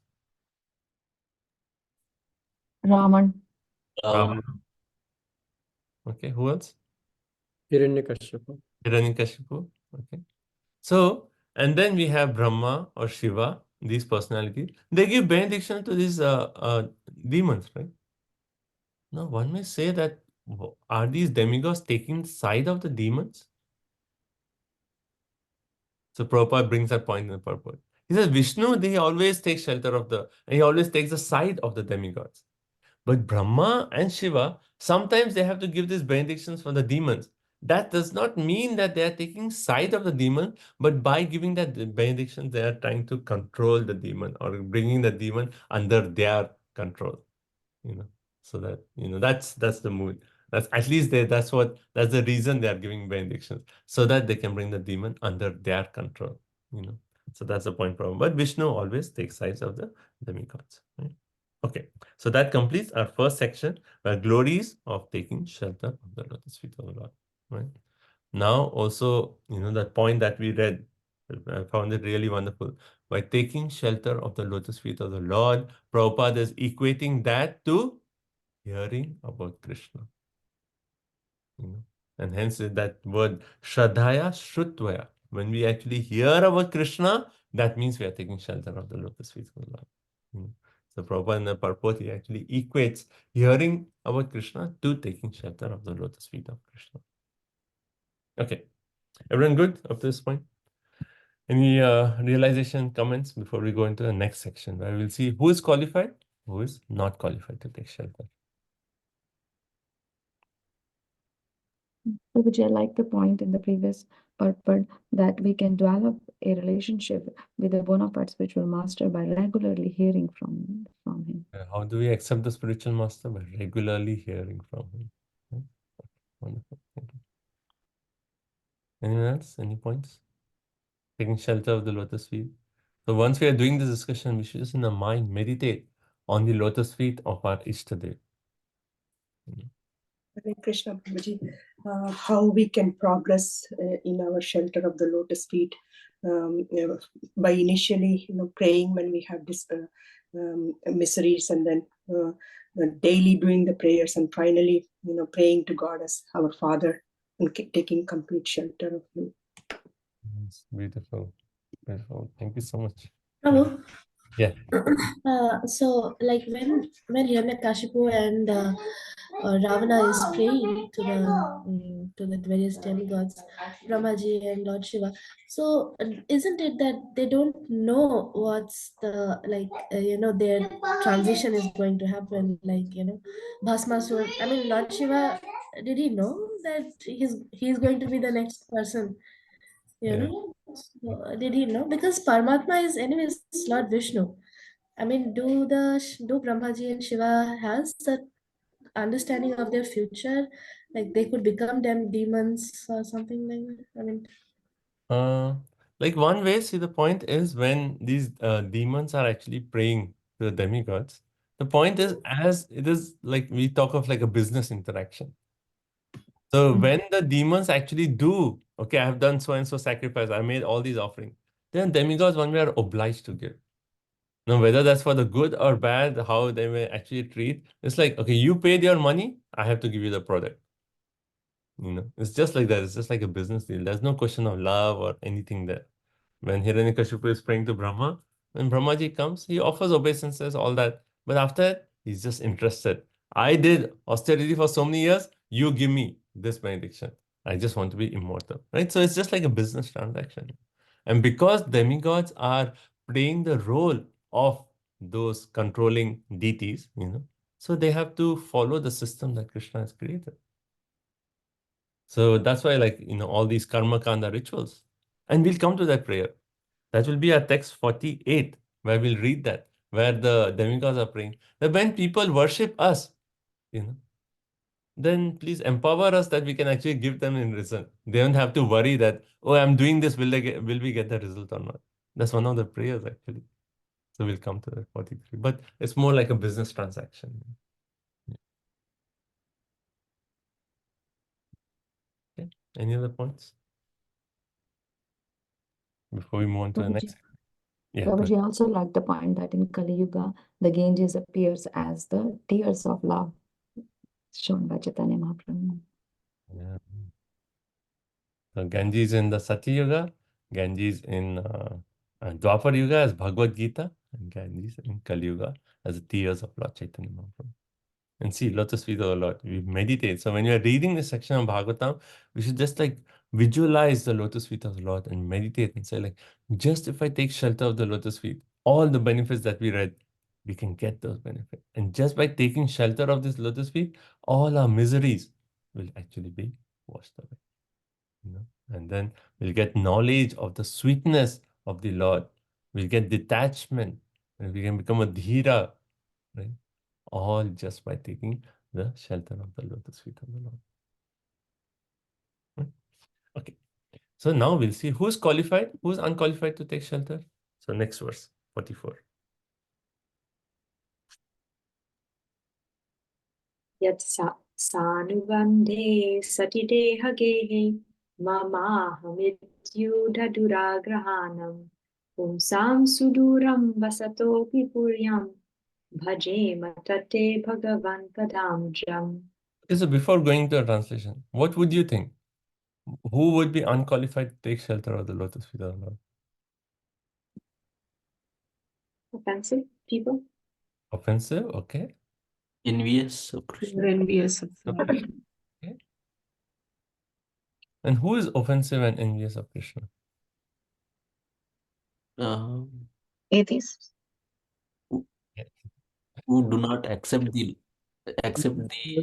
authority of the Krishna. Yes, yes, yeah. So the main point here, the verse we'll see. Okay, let's read the translation. Yeah. Go ahead.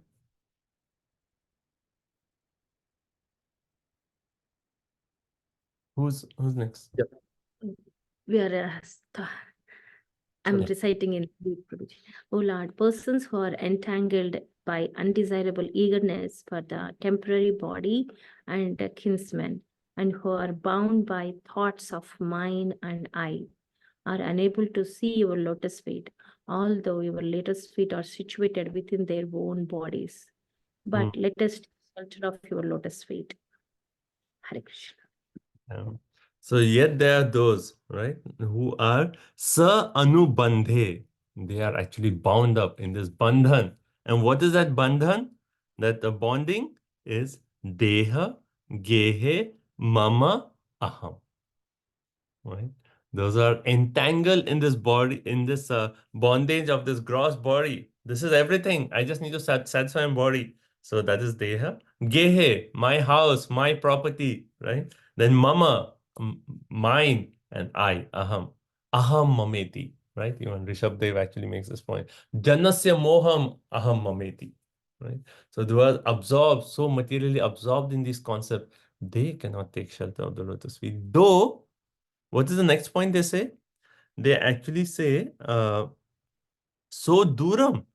It actually appears that lotus feet is so far away for these personalities. Yet, basataha. Yet he is actually dwelling right here within our heart. So because they are externally so entangled, their internal vision is actually closed. And they cannot see the Lord who is actually residing right within their heart. Right? So that's the point. So yeah, yet there are those dura grahanam. Dura grahanam means undesirable eagerness.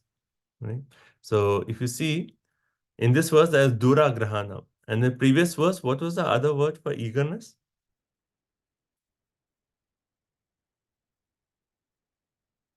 Shraddhaya, right? So if you see text 42, it talked of eagerness, the right kind of eagerness. And what was that eagerness? To hear, to take shelter of Krishna. And here, those who are eager, dura grahana. What are they? They have undesirable eagerness for what? For material things. Body, home, mind, eye, right? And how is that? There's udha, very great, very deep entanglement is there, anubandhe. So for these people, Suduram, he is very far away. Though api, although Vatsaha Puryam, he is dwelling right within the body. Right? Pura actually refers to also a city. Right? So what city are we talking of? The city of 9 gates. Right? Pura. So he's sitting right here, but still we don't see him. Therefore, for these unfortunate people, he conclude by saying, let them also, Bhagwan Pad Abjam, let them also worship your lotus feet, even though they are entangled and for them the lotus feet is so far away. But if they take shelter, they can also get free from this entanglement. Right? So Prabhupada says, our Vedic philosophy is to get rid of the gross and subtle bodies. Okay. So normally we think of more in terms of the gross body. But do we think of our subtle body? Get rid of our subtle body? That means what? That means giving up all those impressions, you know. And sometimes it's like we are caught up with all those, like based on nature or culture or our past conditioning. We are just get caught up. This is the way to do it. This is my thinking. And sometimes we must be willing to give up that strong thoughts, that strong impressions of the mind and say, no, no, what Krishna wants, that is what I will do. You know, that is the mood of giving up both subtle and the gross body. Right? And then, you know, this verse is there, Pumsan Striya Mithuni Bhavam Etam, right? What is the reason for this attachment? The attraction between the opposite sex, right? Pumsan Striya Mithuni Bhavam Etam, right? And that's why Prabhupada, in that he talks of I and mine, I am the Lord of all that I survey. Where does this come? I am the Lord of all I survey. Bhagavad Gita.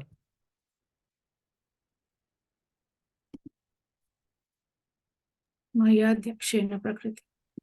No, this is a we constraint. The conditioned soul constraint. I am the Lord of all I survey. The 16th chapter. Bhagavad Gita. Yes, divine and demoniac nature. What does Krishna say? Ishwaroham aham bhogi. Right? When people think, I am Ishwara, aham bhogi, I am the enjoyer. and that Krishna decides as those who are demoniac, right? So 16th chapter, he actually says, Ishwaroham aham bhogi, siddhoham balavan sukhi. I am the Siddha, balavan sukhi, I am strong. That is the conception of the conditioned jivas. Right? Okay. So even these people can get relief from bondage if he simply agrees to hear only Krishna Katha. Even we may be entangled with all these concepts of aham mameti, our deha, our geha, etc., etc.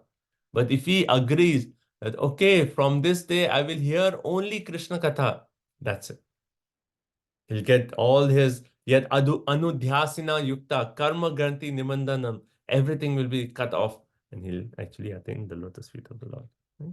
So simply by hearing and chanting Krishna Katha, one is sure to go back home, back to Godhead. Okay. Next verse. Oh yeah, and then Prabhupada says, therefore people should be trained to hear only Krishna Katha by all means. So to train everyone, hear only Krishna Katha, hear only Krishna Katha. Okay. Next verse, 45. Anvayasad akshibhirye pararitantar manasa paresha ato napashyan yurugaya nunam yete padanyasa vilasa lakshya. O great Supreme Lord, offensive persons whose internal vision has been too affected by external materialistic cannot see your lotus feet, but they are seen by your pure devotees, whose one and only aim is to transcendentally enjoy your activities. Right. So in 45, he's talking of both unqualified and the qualified people. So he says, Urugaya, O great Supreme Lord, Tan, like referring to the lotus feet of the Lord, certainly, Asad Vritti Bihi, their internal vision, right? Akshibihi says actually that Akshibihi refers to Aksha, vision. Their internal vision has been affected by Asat Vritti Bihi. Right? Internal vision has been affected by external materialistic activities. And because of that, what? Pararita, they cannot see the lotus feet. So one may question, so Vishwanath Chakravarti Thakur actually makes this point. He says, the point we said in the previous verse is what? Even those who have this attachment, they can get free by what? Krishna Katha. By hearing only Krishna Katha, right? Now, aren't there devotees traveling all around the world who are actually giving this Krishna Katha? Right? So can't these people who are attached to this, can't these see them devotees? They should be able to see, right? Srila Prabhupada, our gurus, and all these devotees are traveling all around the world just to speak Krishna Katha, which is a solution to all problems. Why can't they see the devotees? And then this verse is saying, because their internal vision is covered by their external attachments. Hence, they become blind to the mercy that the devotees are actually giving.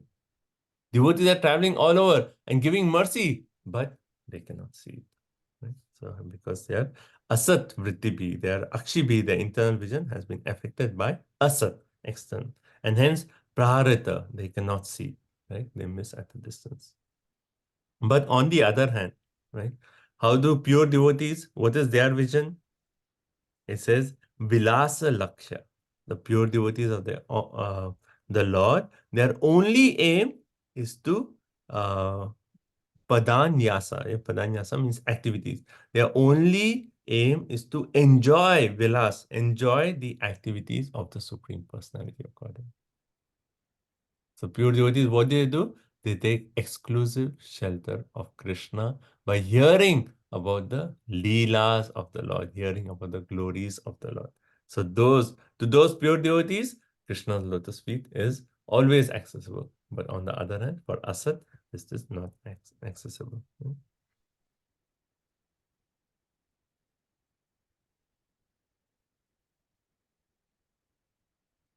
So Vishwanath Chakravarti Thakur is actually making the point. The devotees, they possess. So Lakshmi, he actually says, they possess abundance of enchanting moments. Right? What does that mean? abundance of enchanting movements. Anyone can think about this? What is Vishwanath Chakravarti Thakur actually making? Abundance of enchanting movements. The pastimes. Okay. Krishna. Pastimes of the The Lord. spurtis while japa, while chanting, you get some. Okay. So activities, but abundance of enchanting movements. One can actually think about this. Like when I read that, I was thinking like, certainly in his heart, anyway, that's my thinking. He's thinking of the Ras Leela. Abundance of enchanting movements, right? The devotees are always absorbed in abundance of enchanting movements. And so hence that word, that padanyasa, which activities that Vishwanath Thakur is actually referring to the Ras Leela. And then hence, because they are always absorbed in this, they are fully satisfied in remembering and singing these pleasing pastimes, and therefore they are always connected to the lotus feet of the Lord. So Prabhupada in the purport talks about how Lord is in our heart, but we cannot see him. Why? Because our internal vision is covered by our attachment to external activities, right? Right. So the impersonalist yogis, they have no concern for the Lord. They are only concerned with their own consciousness, right? And then Prabhupada makes a point that those who are devotees who read Bhagavad Gita, as we said previously, by hearing Bhagavad Gita, we are taking shelter of the lotus feet. Those who hear Bhagavad Gita, they can get realization of the self. Just in few minutes, Prabhupada says, just in few minutes, we can realize, I'm not this body, I'm spiritual. But the yogis, because they are offensive to the Lord, they have to go through so much hard endeavor just to realize, oh, I am Atma, I am not this body. But the devotee, by the mercy of other devotees, he can actually very soon realize. And Prabhupada also talks about the Mayavadi, their theory of reflection. You know theory of reflection? Ghataka Pataka. So he says, like, theory of reflection is if you consider many pots of water, right? Now, in those pots, you can actually see the sky, right? So the sky is actually manifested in all the pots. Now, when the pot breaks, Ghataka Pataka, what happens? We merge back into the sky. The sky was in the water. Now, it's become a part of the sky. So similarly, Mayavadis use this point and say what? Our material body is like that pot. When the material body vanishes, then our consciousness merges into the original consciousness. And that's their Mayavadi concept. And then we become God, right? We are just reflecting his consciousness. So when we merge back, we become God, right? So that is their explanation. That's some Prabhupada talks about that theory of reflection, right? But the problem with that theory of reflection is that the sky which is reflected in the water, is that exactly same as that? Qualitatively, it is same, but quantitatively, it cannot be same. The sky can hold all these clouds, but can the sky in the water pot hold clouds? No way. So we are just minute, and we are not. So qualitatively, yes, we agree, but quantitatively, we cannot. So Mayavadis, because of their offenses, they cannot see the lotus feet of the Lord. They cannot see devotees who are traveling all around the world to actually give mercy, right? And hence Prabhupada actually makes this point. He says, those who are innocent, they can get the mercy of devotees traveling everywhere. What's an example for that? And those who are offensive, for them, it takes a longer time. So even in this world, those who are innocent, then they can see, oh, here is a sadhu. Let me at least just go and do my pranam to him. But those are offensive. They'll be like, what is this Hare Krishna people? Why don't they go and get a job? Right? That's what people say, right? So Prabhupada gives examples from a Shastra of those who are innocent and they got the mercy of the Lord, an immediate transformation. But those who are offensive, it took them a very long time. So he gives the example. It's very interesting. If you're thinking of something, you can think of some example. But Prabhupada gives the example, one of Mrigrari the hunter. Right? He was doing sinful activities, but he was not offensive to the Lord. He was just innocent. He didn't know anything better. Right? But on the other hand, he gives on contrast is Manigriva and Nalakuvar. They were offensive. So they got the mercy of the Lord. That is because Narad Muni. But first, what was it? Become trees. Become trees. You're standing naked, you're dancing naked, you have no respect for sadhus. You then see Narad Muni came there, you can see him. And just like people, they see sages coming and you cannot see Prabhupada is here, right? And because of Manigriva and Nalakura, they're so intoxicated, they didn't see Narad Muni cursed, become trees. So similarly, these people will, take a very long time because they are so offensive in their mentality. They cannot see devotees. Right? But Narad Muni was so kind that later on, they actually got mercy. So this difference between offensive and those who are innocent. Okay, next verse, 46. Oh, yeah. Okay, so these are those who are unqualified, and we also talked about those who are qualified. Now again, 46 and 47 will further talk about people who are qualified. Okay, everyone okay? You want a break now? You take a break and come on. Take a break in the last section. Prabhuji? Yeah. Yeah, the problem is like the eye and mind. So how can we see so how can we get rid of that? How can we understand it in a better way? Like we cannot leave eye and mind because the family, children, everything is there. So the point is, yeah, the aham mameti is there, right? But as we are actually doing sadhana, we are reading Bhagavad Gita, we are getting nourished by the knowledge of Bhagavad Gita, Srimad Bhagavatam, that I and mine concept actually becomes that I am servant of Krishna. So we are not saying you leave your house, you leave your family, but instead of just being a materialistic father, you be a spiritual father. You have Krishna in the center. Krishna has given these children. I am taking care just as Krishna's gifts to me. The house is there. Krishna has blessed me with this house. Let me use this house for serving Krishna. So that aham mameti, that concept actually, we can convert it, just change it 180 degrees by saying everything belongs to Krishna. He is the enjoyer. He is the proprietor. Let me use everything in Krishna's service. Right? So it is not just artificial renunciation. Right? That renunciation is called Falgu Vairagya, that you just give up things. That's not the kind of thing that's recommended for us. What is our renunciation? Yukta Vairagya. That we see everything, we see their connection with Krishna. And what is the verse that Rupa Goswami said? Anasaktasya vishan yataham upayujnate nirbande Krishna sambandhe yuktam vairagya. And prapanchita bhakta hari sambandhi vastuna mumukshe pratityago falgu vairagya muchate. If there are things that can be used in Krishna's service, and if person is giving up those things, then that is simply Falgu Vairagya, that is false renunciation. So that I and mine, we have to give that concept, but we actually give it by using everything, that I am servant of Krishna. Right? That feeling of mamata, that Krishna, I belong to you. I am yours. And then as we progress in our bhakti, particularly in our line, that I am yours grows and becomes what? Krishna, you are mine. But that's a high state. But it starts off with what? I am yours, Krishna. I am yours. My family belongs to you. My house belongs to you. Everything that you have given is actually yours. I'm using in your service. And that's our formula from changing aham mameti to everything to Krishna. Okay. Thank you very much. Okay. Who, Divyanesh Mata, you have a question?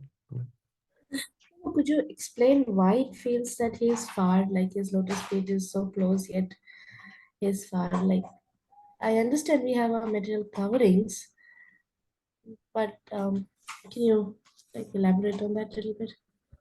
So Krishna is right there in our heart, right? I mean, who is closer than Krishna? His lotus feet is right here. But do we actually see the Paramatma? Do we see the lotus feet? And why are we not able to see? Because of their material covering. So because of their coverings, the same lotus feet which are so close, now they have become so far away. Because they have become inaccessible to us because of all the coverings. It's just like this, like, a good example. Yeah. So let's say that, if someone is locked in a room,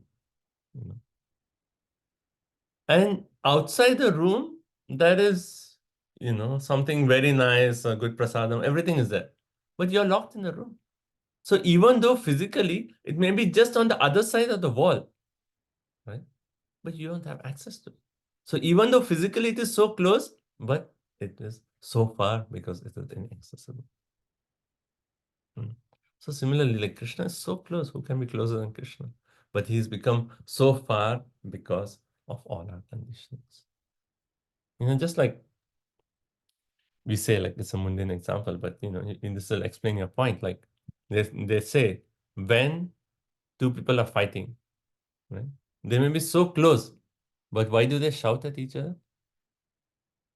I mean, they're next to each other, but they're using their voice, like so loudly shouting. Why? They're so close, right? I mean, why do they have to shout? I can hear you. But they shout because they are so far away in their heart connection.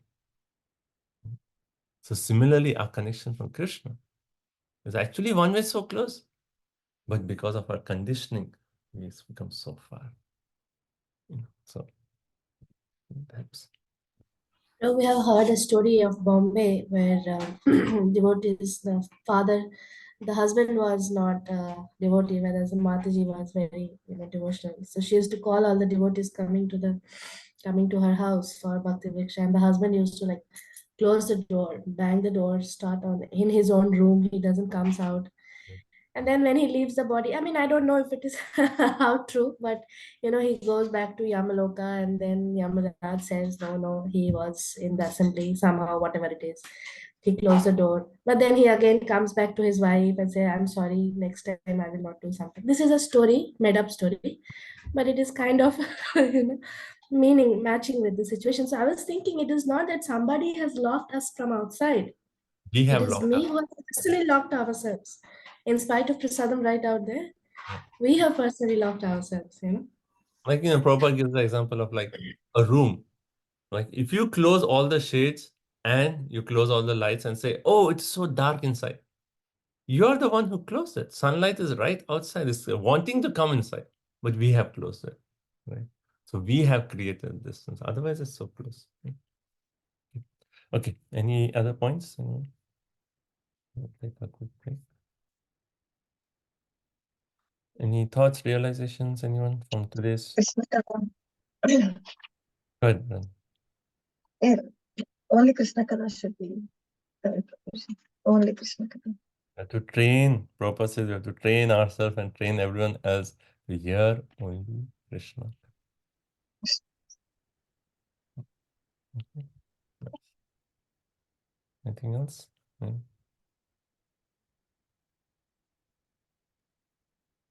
I liked the analogy of the birds flying to the tree and then follow the Vedic hymns coming from the lotus mouth of the Lord. And also bathing in the Ganges, which in this age is, in Dvapara Yuga, it's the Bhagavad Gita. And in this age, it's Lord Chaitanya's tears of love for Krishna. Thank you. Okay, so let's take a quick break. Come back in 5 minutes and we'll continue the rest of the chapter. Okay, thank you all so much. Srila Prabhupada ki jai.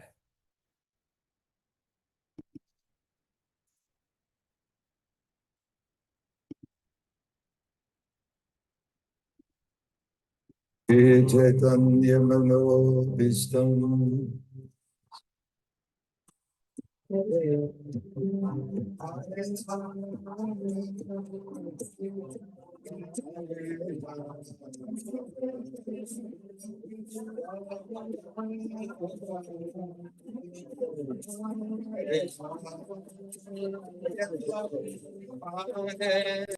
Krishna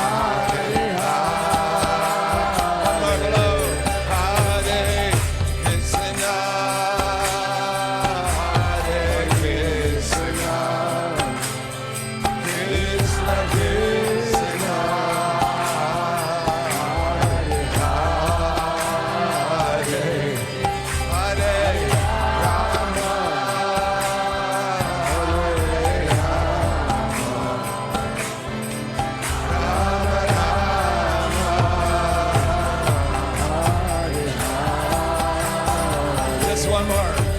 Hare Krishna, Hare Krishna,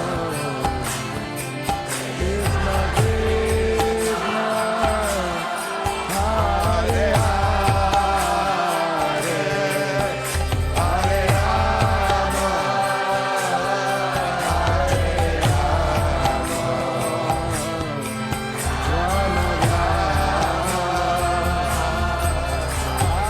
Hare, Hare Rama, Hare Krishna,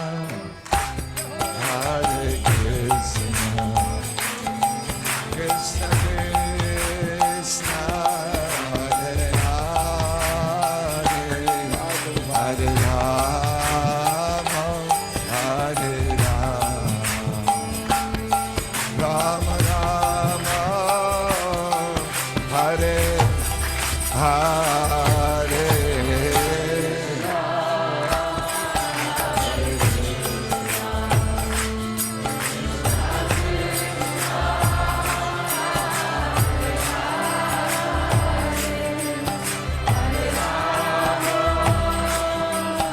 Hare Rama,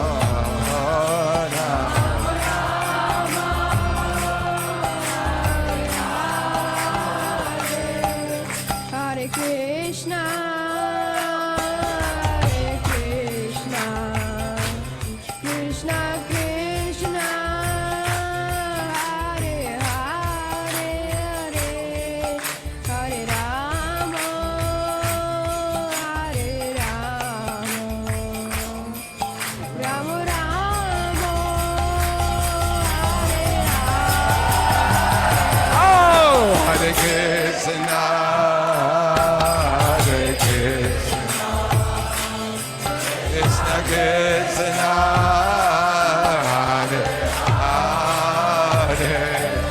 Hare Rama, Hare Rama, Rama Rama.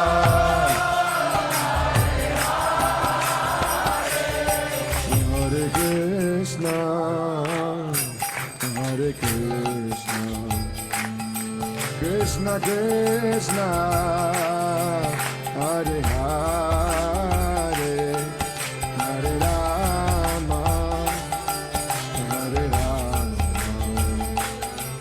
Rama Rama, Hare Hare.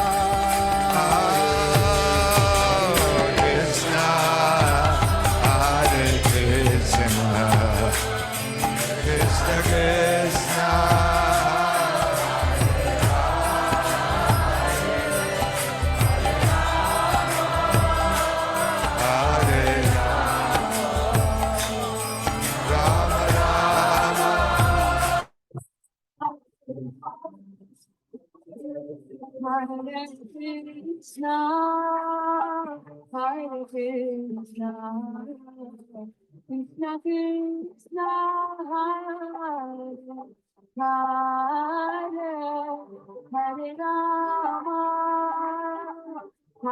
Rama, Rama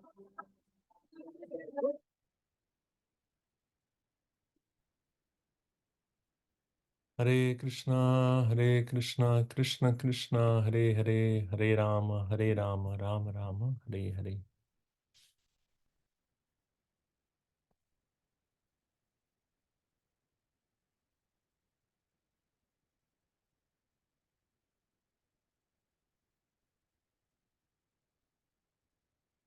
Okay, so let's continue. We are in text number 46.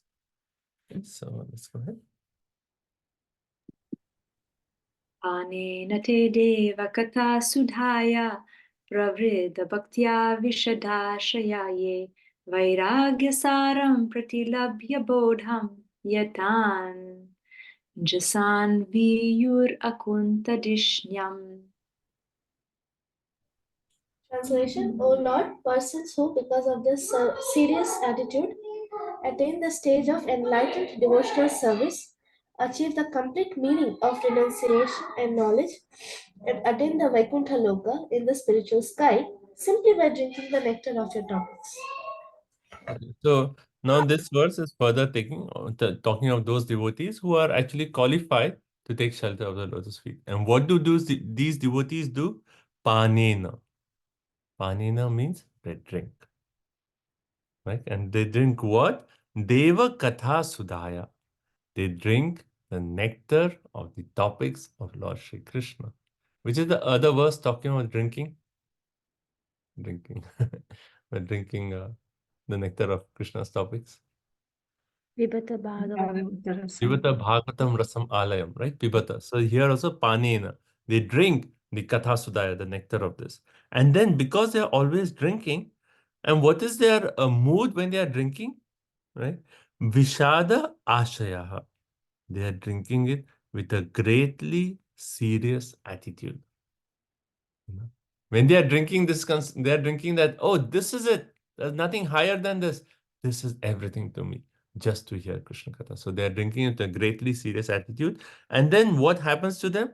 They become pravridya bhaktya. They become highly enlivened devotees, or they become highly enlivened in their devotional service. And two main benefits are they achieve two main things. Vairagya saram.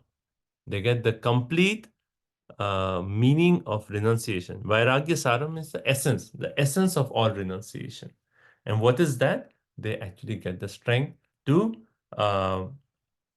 achieve beyond merging into Brahman. That means complete renunciation means the word Vairagya also means what?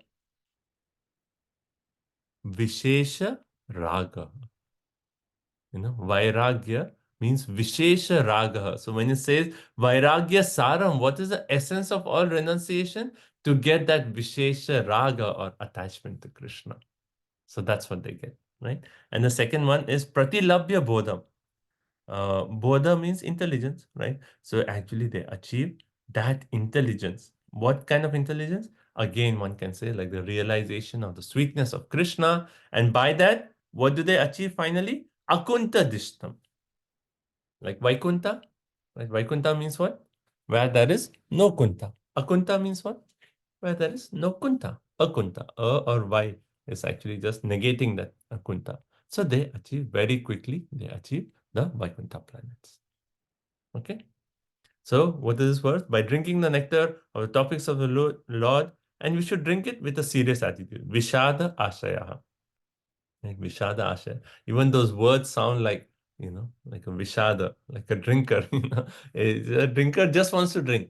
One who's intoxicated drinking, all he thinks about day and night is when can I get my next drink? So with that mood, one should drink the topics of Krishna. And then Pravidya Bhaktya, and then Vairagya Saram and Pratilapya Bodham, and then you get entrance into the spiritual world. Now, it's okay. A beautiful verse, very nice verse. Right? So Prabhupada in the purport, he points out, because this verse and the next verse, they're comparing devotees to those of the Gyanis. Now, so there are 4 points in comparison. Right? So on one side, you have pure devotees. On other side, you have the impersonalist mental speculators or the Gyanis. Right? So first, for the pure devotees, they enter into the kingdom of all pleasures, even from the beginning of their attempt. Okay, so here this point is very nice. For a devotee, they enter into the kingdom of all pleasures, even from the beginning of their attempt. So as soon as a person takes up devotional service, that initial also is actually experiencing Vaikuntha. He is actually experiencing that transcendental bliss. On the other hand, for impersonalists, it's like a miserable understanding of the absolute truth at every stage. So one side, there's miserable understanding. At every stage, there's so much austerities, dry austerities, and sense they're miserable. On the other side, even when one takes devotional service, right? It is full bliss. What is the example? As soon as you come to bhakti, what do you get? One experience just by being in kirtan, one experiences something, that happiness that is never experienced before. Or just by tasting prasadam first time, you feel like, oh, I've never had this kind of food before. Right? You are experiencing something of the spiritual nature. Second point. For devotees, they only hear about devotional activities. And for them, it is so simple. We don't have too much complication. All you have to hear is about devotees, devotional service, Bhagavad Gita, Srimad Bhagavatam, simple. But for impersonalists, what is it? They have to make a jugglery of words. Oh, this shloka says this, and then they make a jugglery, and they come to a concept of naiti, naiti, oh, not this, and it's just like so much, make sure, Prabhupada says, partially some are facts and some are something, make sure just to appear that, oh yeah, we are learned, right? So the second difference.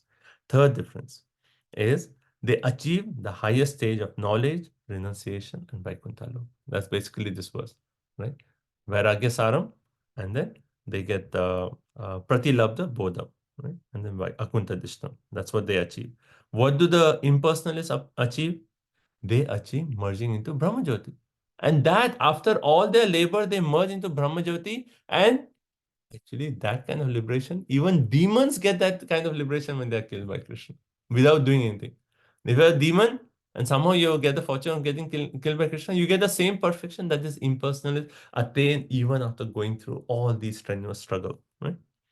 And then in the fourth point is for devotees, they achieve the real spiritual bliss that we are all looking for. Impersonalists, they have no tangible transcendental bliss. So four differences. Prabhupada talks mainly on the process and the result between the devotees and the impersonalists. And then, yeah, okay. Is that okay? 4 points of difference. Okay. Now, next verse, further he'll compare Gyanis and Yogis. So let's go 47. Oh, sorry, Gyanis and Bhaktas. Yeah? Bhaktas and Gyanis. Yeah, go ahead. तथा परे चात्मसमाधियोगा बलेन जित्वा प्रकृतिं बलिष्ठां त्वमेव धीरा पुरुषं विशन्ति तेषां शमस्यान्न तु सेवया ते. Others who are pacified by means of transcendental self-realization and have conquered over the modes of nature by dint of strong power and knowledge also enter into you, but for them there is much pain, whereas the devotee simply discharges devotional service and thus feels no such pain. Tatha, as far as apare. Apare means others. Those who do not drink the nectar of Krishna Katha. Who are those? The Gyanis, the Yogis, right? They attain Atma Samadhi. They attain their self-realization. And how do they do it? Balena Jitva Prakritim. They actually attain that by conquering the influence of the three modes. So it's very strenuous. Okay, I'm influenced by this mode of passion. Let me work on this, take that away. Influence of this mode of ignorance. They work on all this. And by that strength, they actually attain that Atma Samadhi, right? And then by Balishtam, strong power and knowledge, Tam Eva Dhira Purusham. They also Vishati. They also enter into you. Right? Do those Gyanis and Yogis enter into Krishna? Yeah. But what kind of entering? That is Sayuja Mukti. Right? So it's not the kind that devotee enters. Because Krishna also uses this word Vishanti. In Bhagavad Gita, he actually says, they enter into me. But that kind of entering is to enter into the spiritual planets to have Leela with Krishna. But the Apare, the others, they actually, Vishanti, they attain Sayuja Mukti. And that process is Shrama Tesham. Shama eva hi kevalam, right? We say, right? Shama tesham. It is simply labor, right? They simply become exhausted by all their effort. But for a devotee, sevaya, devotee discharges devotional service. There is no pain, no such pain. But for a devotee, is there labor? Like, does a devotee have to make effort, Labor of love, Prabhu. Love. That's what Prabhupada says. So yes, devotees also, we have to take labor, we have to take effort. Anything, you go out, distribute books, you do any seva, that is arrangement. You have to take some kind of austerities, but that kind of austerity becomes pleasure at every moment by Krishna's reciprocation. But on the other hand, that austerity of the jnanis, there is no rasa at all. And finally, their perfection is merging into impersonal Brahman. And that's also temporary, and they'll come back. But the devotees, from starting, they have labor, but that labor is out of love. So hence they're feeling that reciprocation of Krishna. Like how we have devotees. And then Prabhupada says, makes a point, devotees do not become tired by serving the Lord. Vishwanath Chakravarti Thakur is actually making this. Do we become tired by serving the Lord? I mean, physically there may be little tiredness, but that does not mean that we become tired of the seva, right? Like devotees, we have examples of devotees worshipping the deities, doing Mangala Arati for 40 plus years, 50 years, every day getting up, doing Mangala Arati seva. Right? Coming to a temple, dressing on deities, and then you have devotees, 50 years, every day going out, book distribution. Is there labor in that? Yes, that is labor. But by Krishna's personal reciprocation, by the direct, Krishna, he gives that reciprocation in the heart, or he manifests in so many different ways. The devotee does not feel all that labor. He feels like that's nothing. That's nothing compared to the bliss that Krishna, compared to the opportunity to even serve Krishna. He doesn't feel any labor. Right? So Prabhupada makes 2 points. Devotees, the labor is compensated by enhancement of transcendental pleasure. Such a nice point. The labor is compensated by enhancement of the pleasure we get in serving Krishna. And second point, more transcendental pleasure while we are engaged continuously in the service of the Lord than no engagement. The second point Prabhupada actually makes, that we devotees, we experience that joy, and hence we want to do more seva, because if there's no engagement, that is actually painful for a devotee. If the seva somehow is taken away, that is painful. So a devotee just wants to keep serving, keep serving. He's experiencing so much bliss in that service. This is in one class I heard this example. So maybe few of you can relate to this example. They say like how a mother, 9 months she has to go through when she has the baby in the womb. She has to go through all that labor. But when the baby is born, then that birth, the presence of the baby, it actually, takes away. Okay, all that is worth it. Just because the baby is there. And I'm quoting. Right? I'm just quoting. So someone else. So similarly, the point is actually made that devotional service, you do it, but because Krishna's reciprocation is there, then you feel, yes, it's all worth it. Let me just keep going, serving Krishna. Krishna is so kind, he's accepting my service. I just want to keep going. So, okay. So that's it. And one can also relate this to Bhagavad Gita 12th chapter, text 5. Klesho dikarastesham avyaktaschakta chetasham, right? Avyakta hi gatir dukkham devavid avapyate. What does Krishna say? 12th chapter, Arjuna asks, which is better, impersonal or personal? And Krishna says, but those who worship the impersonal, it is actually very troublesome. Klesho dikarastesham, right? Avyakta sakta. Devavid avapyate, right? To make discipline that path is actually very difficult. Okay. So that is that section. So we covered the section about the lotus feet of the Lord. We covered those who are qualified, those who are unqualified. And in this qualified section, we are reading about the devotees. They panena or pibanti, they drink the nectar, right? And by that, they actually get all these deep realizations. They get vairagya saram. They get, what is that? Pratibodham, right? What is that word? Sorry. Pratilabdhya bodham. Pratilabdhya bodham. They get realization every moment, and finally they can akunta dishtam. But Gyanis, they have a very troublesome path. Okay.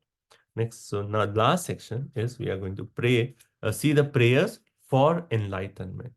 So having talked about the glories of taking shelter of lotus feet and those who are qualified, unqualified, now they are going to pray directly and say, okay, please enlighten us. We are disunited. We want to be united so we can serve you. 48.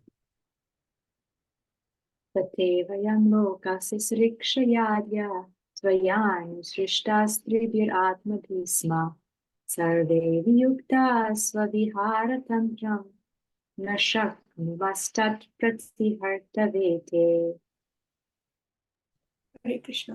Translation: O original person, we are therefore but yours only. Although we are your creatures, we are born one after another under the influence of the three modes of nature.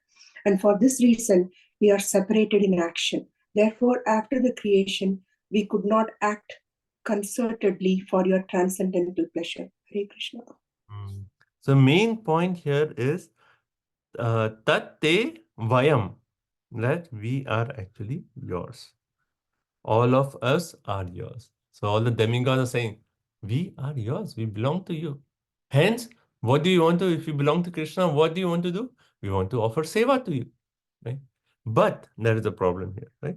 So he says, all of us are yours, and loka shiksha, you have created us for the sake of creation of this world.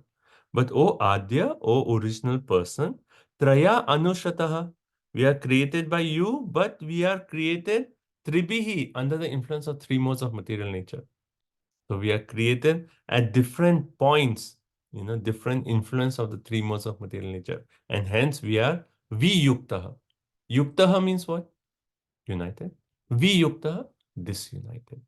And hence, because we are created, we are under the influence of the three modes of material nature, and everyone has a different influence. We are Viyuktaha, right? Hence, na shaknumaha. Hence, we cannot act for your pleasure. Therefore, you enlighten us so that we can actually serve you. Right? So, such a nice prayer. We are praying to Krishna. Oh, Krishna, please, you please unite us. Even in our ISKCON society or in our temple, when we come together, there are people from all different modes, right? I mean, everyone comes to ISKCON, we have like all different conditionings. And then, if there are different conditionings, different nature, then naturally there's going to be some, friction, right? But Prabhupada makes an excellent point in the purport. He says, if everyone thinks about the point that we are doing this for the pleasure of the Lord, for the sake of the Lord, then even though we may be disunited from different backgrounds, we can work together with that one concept of we are doing this for the pleasure of the Lord. Such a wonderful point. That's why Prabhupada said, he stressed so much on this mode of cooperation. He said, you will show your love for me by how you cooperate. I want to read that point.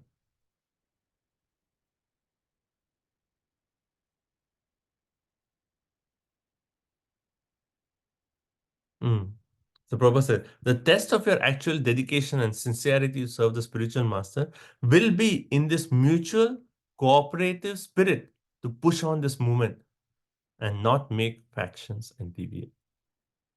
Right? So this was in 73, and then again in the final 77, Prabhupada made this point. You will show your love to me by how you work cooperatively to actually, push forward this ISKCON society. So that mode of cooperation. So yes, we are all different backgrounds, different cultures, different natures. But if we have that one thing, we are doing this for the pleasure of Srila Prabhupada, for the pleasure of Lord Shri Krishna, then that one thing can be our uniting force. That one thing can actually keep us together, and we can serve together in one mood. Okay? It's a very important point. Okay, 49.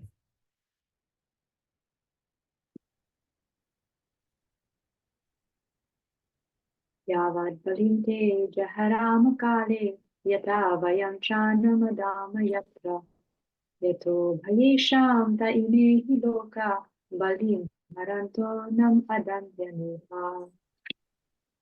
O Unborn One, please enlighten us regarding the ways and means by which we can offer you all enjoyable grains and commodities, so that both we and all other living entities in this world can maintain ourselves without disturbance and can easily accommodate the necessities of life, both for you and for ourselves. Hare Krishna.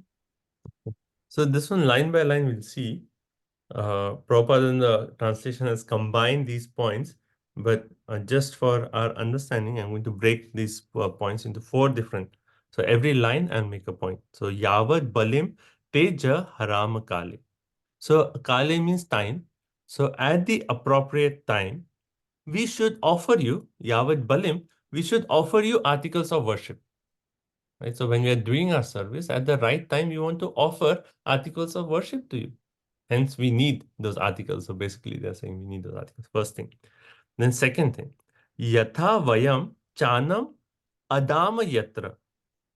So because we are functions of your Maya Shakti, we are under the influence of this Maya world, we need to eat. Right? So you provide grains for us to eat. Because we are completely dependent on you. So you provide grains for us to eat. Second line. Third line. Yatho Bhayesam Ta Imehi Loka. Then all these loka, all these different living beings, the devatas, the animals, the human beings, right? They are all functions of your Jiva Shakti. And they should offer objects both to you and to us. Right? The demigods. So these living entities, what do they say? We should offer, the living entities should offer offerings to us and to you. Right? So what is Bhagavad Gita 3.10? After the Yagyartha Karmana verse, where he actually says, okay, let's just pull that up. Because that's like so related to this point, this 3.10.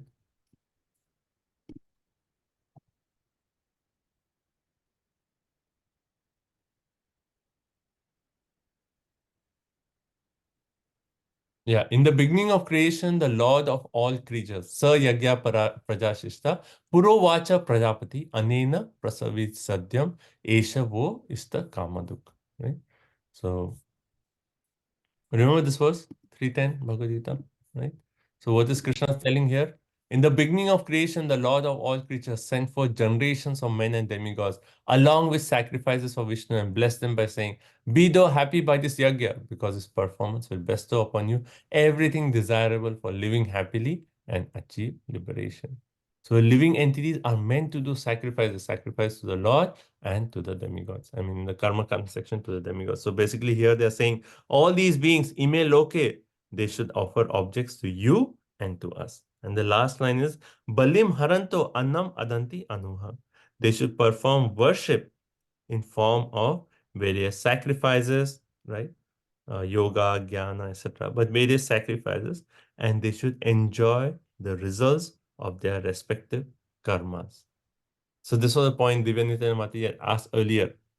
The demigod are actually praying when people do offering to us, then they should receive the benefits of this offering without any conjecture, without any doubts. Will I get this or not? So this is the prayer for the aspect of creation. So 4 points. Right? So first is, they said, at the appropriate time, we should always engage in offering articles to you. Yavat, right? So we should offer articles to you. Second, being functions of your Maya Shakti, we need to eat. So you provide us our sustenance. Then third, now all these lokas, they should make offerings both to us and to you. Right? Third point. And fourth point, when they are making this, they are worshipping in the form of sacrifices, they should get their results. So who is giving the results even if someone worships the demigods? Krishna. Right? Because the demigods are praying to Krishna that you make the system that when they worship, they get the results. And they shouldn't have any doubts. Right? So it's all by Krishna. This is what we desire. So this is the prayer of the demigods. Okay. Right. So Prabhupada in the purport, he talks about how demigods, they have this developed consciousness. So you have demons, you have human beings, and you have demigods. So demigods have more developed consciousness even than human beings. Right? So, right. And Prabhupada says all demigods, their standard of life is more advanced than us.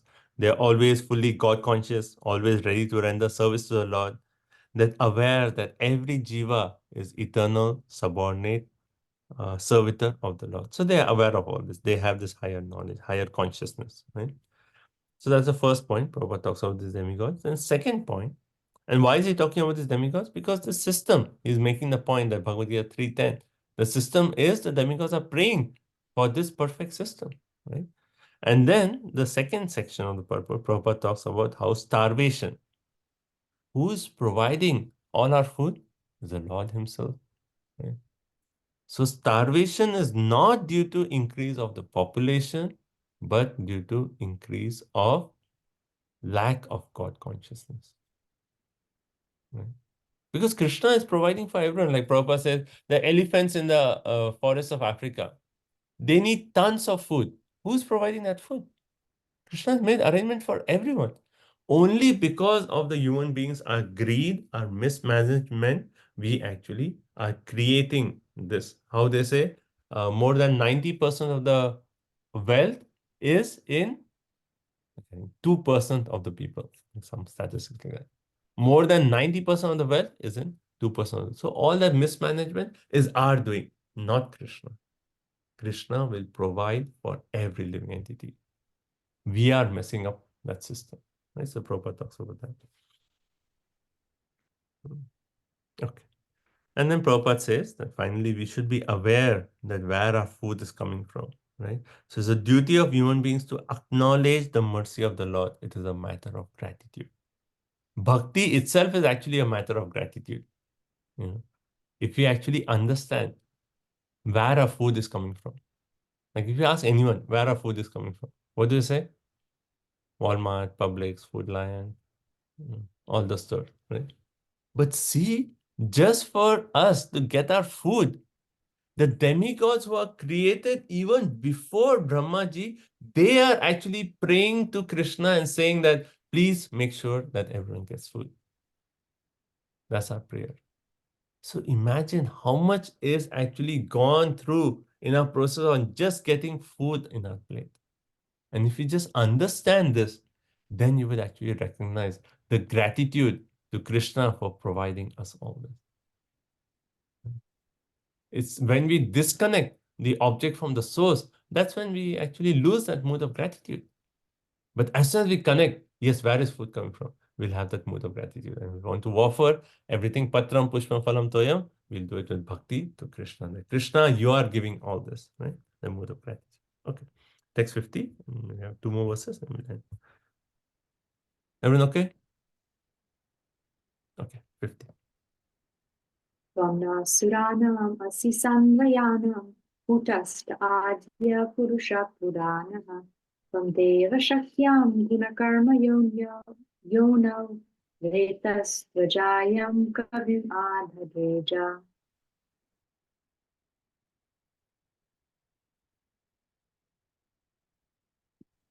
Let's go, Papa. Okay, maybe next time.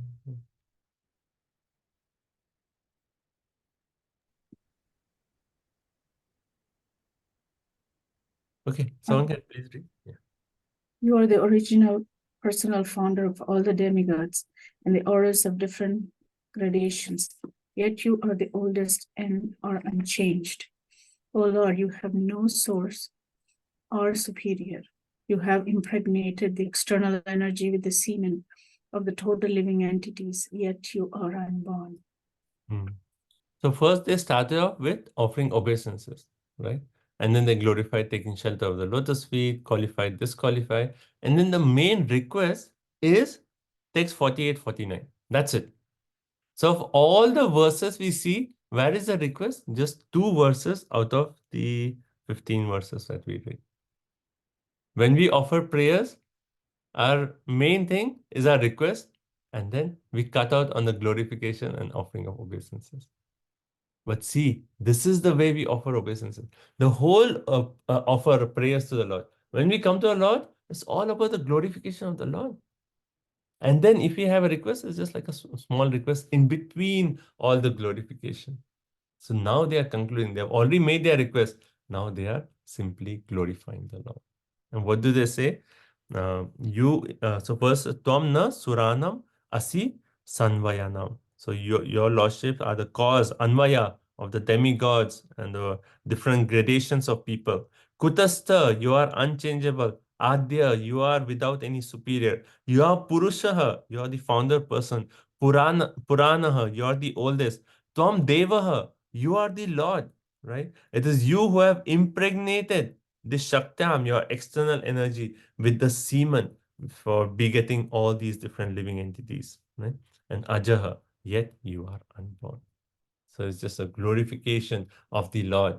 The Lord, you are the one who is actually impregnated all the jivas. You are the oldest, you are the original person, you are unchanged, you are superior, right? You are the cause of even us, right? Hence, our relationship with you is like that of a father and a child, and hence we want to serve you. We want to serve you, right? So that is this verse here.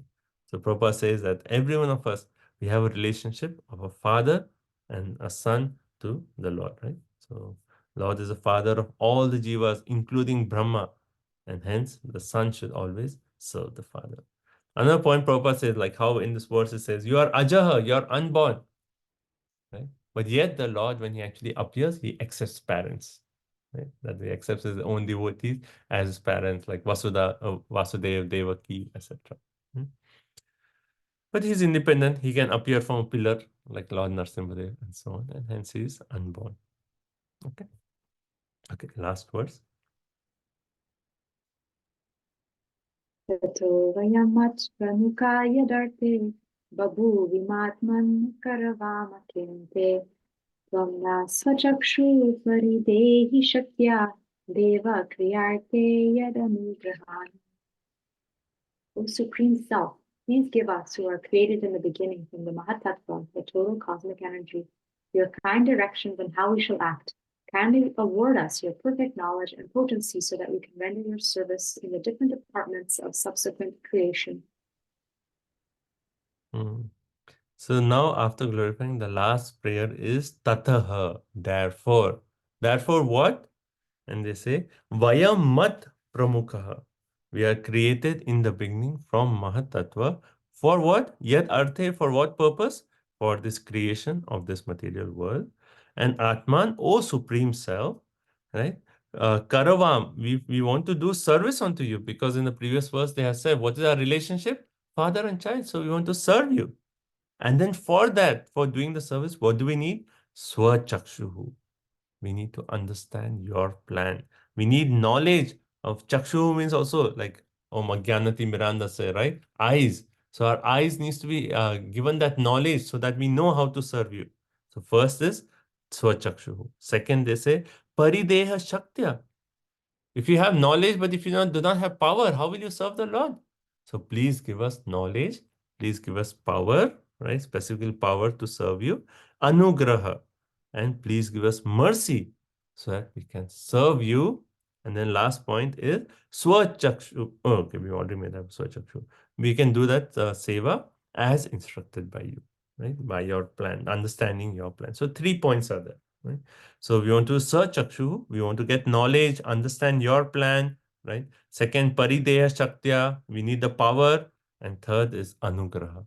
Without the mercy of the Lord, we cannot serve the Lord. Okay?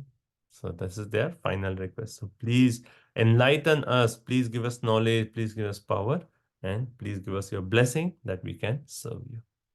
It's a nice prayer. Even we can have that prayer to the Lord. That yes, there's opportunity to serve you, but that service itself is your blessing. But to offer that seva, I need knowledge, I need power, so I need to understand your desire for this seva. So please enlighten us in that way. So Prabhupada in the purport makes a point that there's a divine plan behind this whole creation. And what's the divine plan?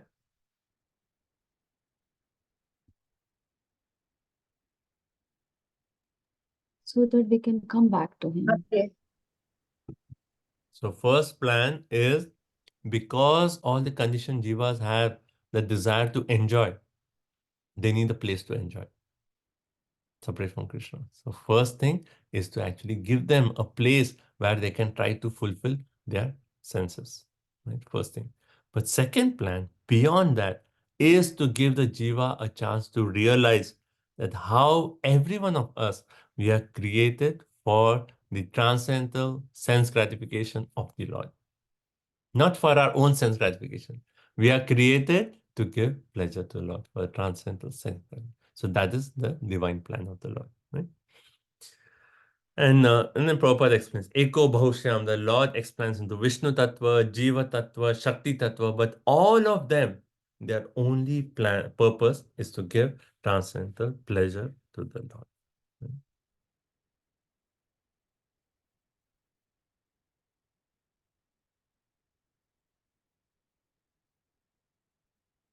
Right? And Prabhupada makes a point, one cannot do anything unless he is enlightened and empowered by the Lord. Right? Okay. And Prabhupada concludes by saying, any conditioned soul may also serve the Lord. How? By engaging in service of the Lord under the guidance of an expert spiritual master. Right? So we are following the instructions of the Guru, who is a bona fide representative of the Lord. We are actually directly serving the Lord. Right? Okay. So that is these prayers of the demigods. So from next, in chapter 6, we'll continue from the point where we stopped off, where everything was disunited. Now, after these prayers, how the Lord will do something to unite them and how the creation continues. Okay. So what was the main request of these demigods?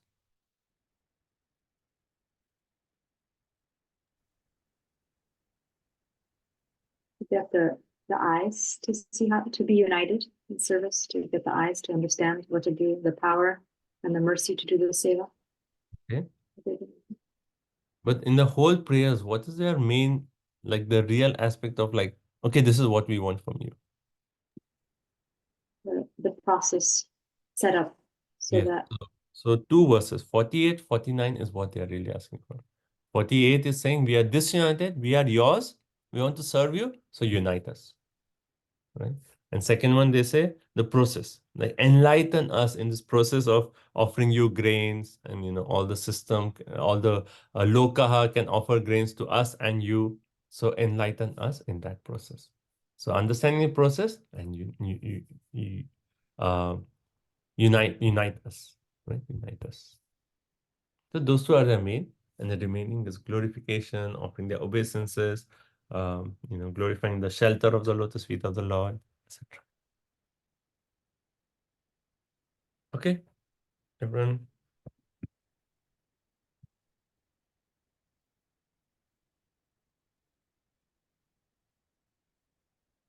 Can I ask you the question I had posted on the group, because it's kind of related?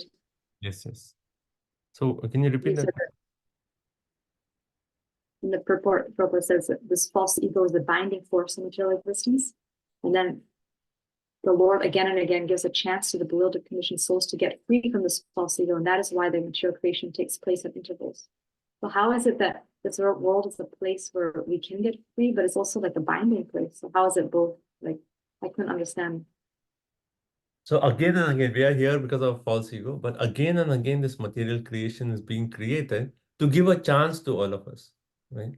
So one way it is binding, but at the same time, the point is each one of us, actually in our heart, we have that inclination to serve to Krishna. Plus, along with that, Krishna is giving us the Vedic wisdom. He's giving us spiritual master. So again and again, we are coming back, but Krishna is giving us opportunities that, okay, this creation, you can actually revive your position and connect back to Krishna. This creation, you can do it. I'm giving. Just like a teacher is giving an exam to a child, right? The child fails, right? And I mean, a student fails, right? And then the teacher says, okay, I'll give you one more opportunity. But this time, I will give you some hints into the question paper. Or I will give you some, maybe a person who can come and teach you, help you with the studies. So that next time when I give you an exam, you're already prepared. So similarly, Krishna is doing that. Again and again is coming.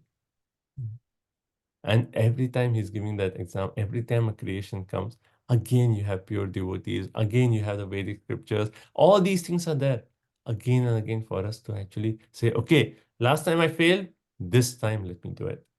This time let me do it. But if you fail this time also, Krishna says, okay, you go back, I'll give you one more chance, one more material creation. Try again. So though the material universe itself is bonding, is like a cause of bondage, but Krishna knows that yes, we have our independent will, and in our heart we have that longing for Krishna. Everyone is looking for Krishna. We don't know, but we are all looking for Krishna. And Krishna is sending all these devotees to somehow realize that yes, finally we are just looking for Krishna. And some lifetime, some material creation, we will realize, and that way the purpose of this material creation will be fulfilled, that the person will go back home, back to God. It's okay? So we're in a prison, but in the prison, he's giving us opportunities to get out of the prison. Is that like? Yeah.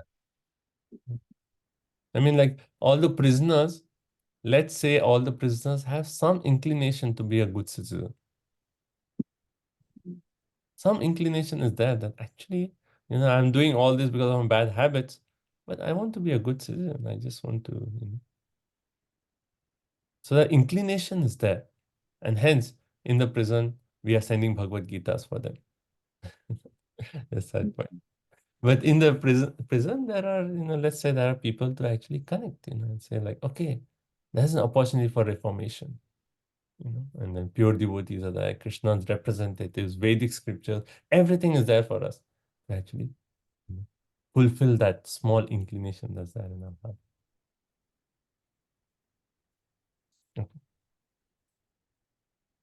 Okay. Any other points on these prayers on chapter 5?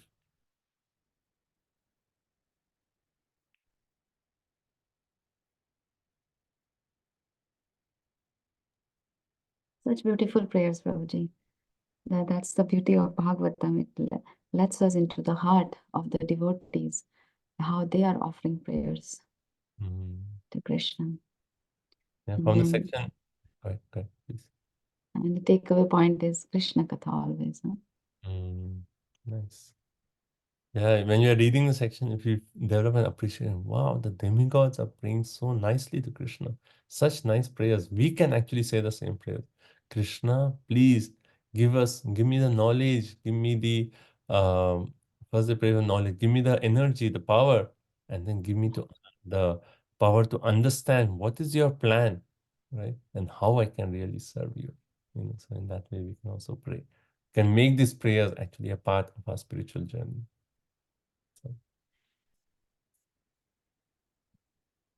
I really like the word of Prabhu, Vayam like all we are yours. That's a sense. Vayam we are First, yours. Yeah. the first point is we are all yours. Hence, we all want to serve you. But now we are not qualified, so you make us qualified. That's the thing. So it's practical for us also. We are not qualified. You make us qualified so we can serve you. Nice. Thank you. Anything else? Hare Krishna Prabhuji. And at this point, the Lord's devotees continue to bestow the blessings of devotion upon all offenders without hesitation. That is the nature of devotees. They're so merciful. That's an example of Narad Muni giving mercy to Manigriva. Yeah. Manigriva Nalakubera. Thank you.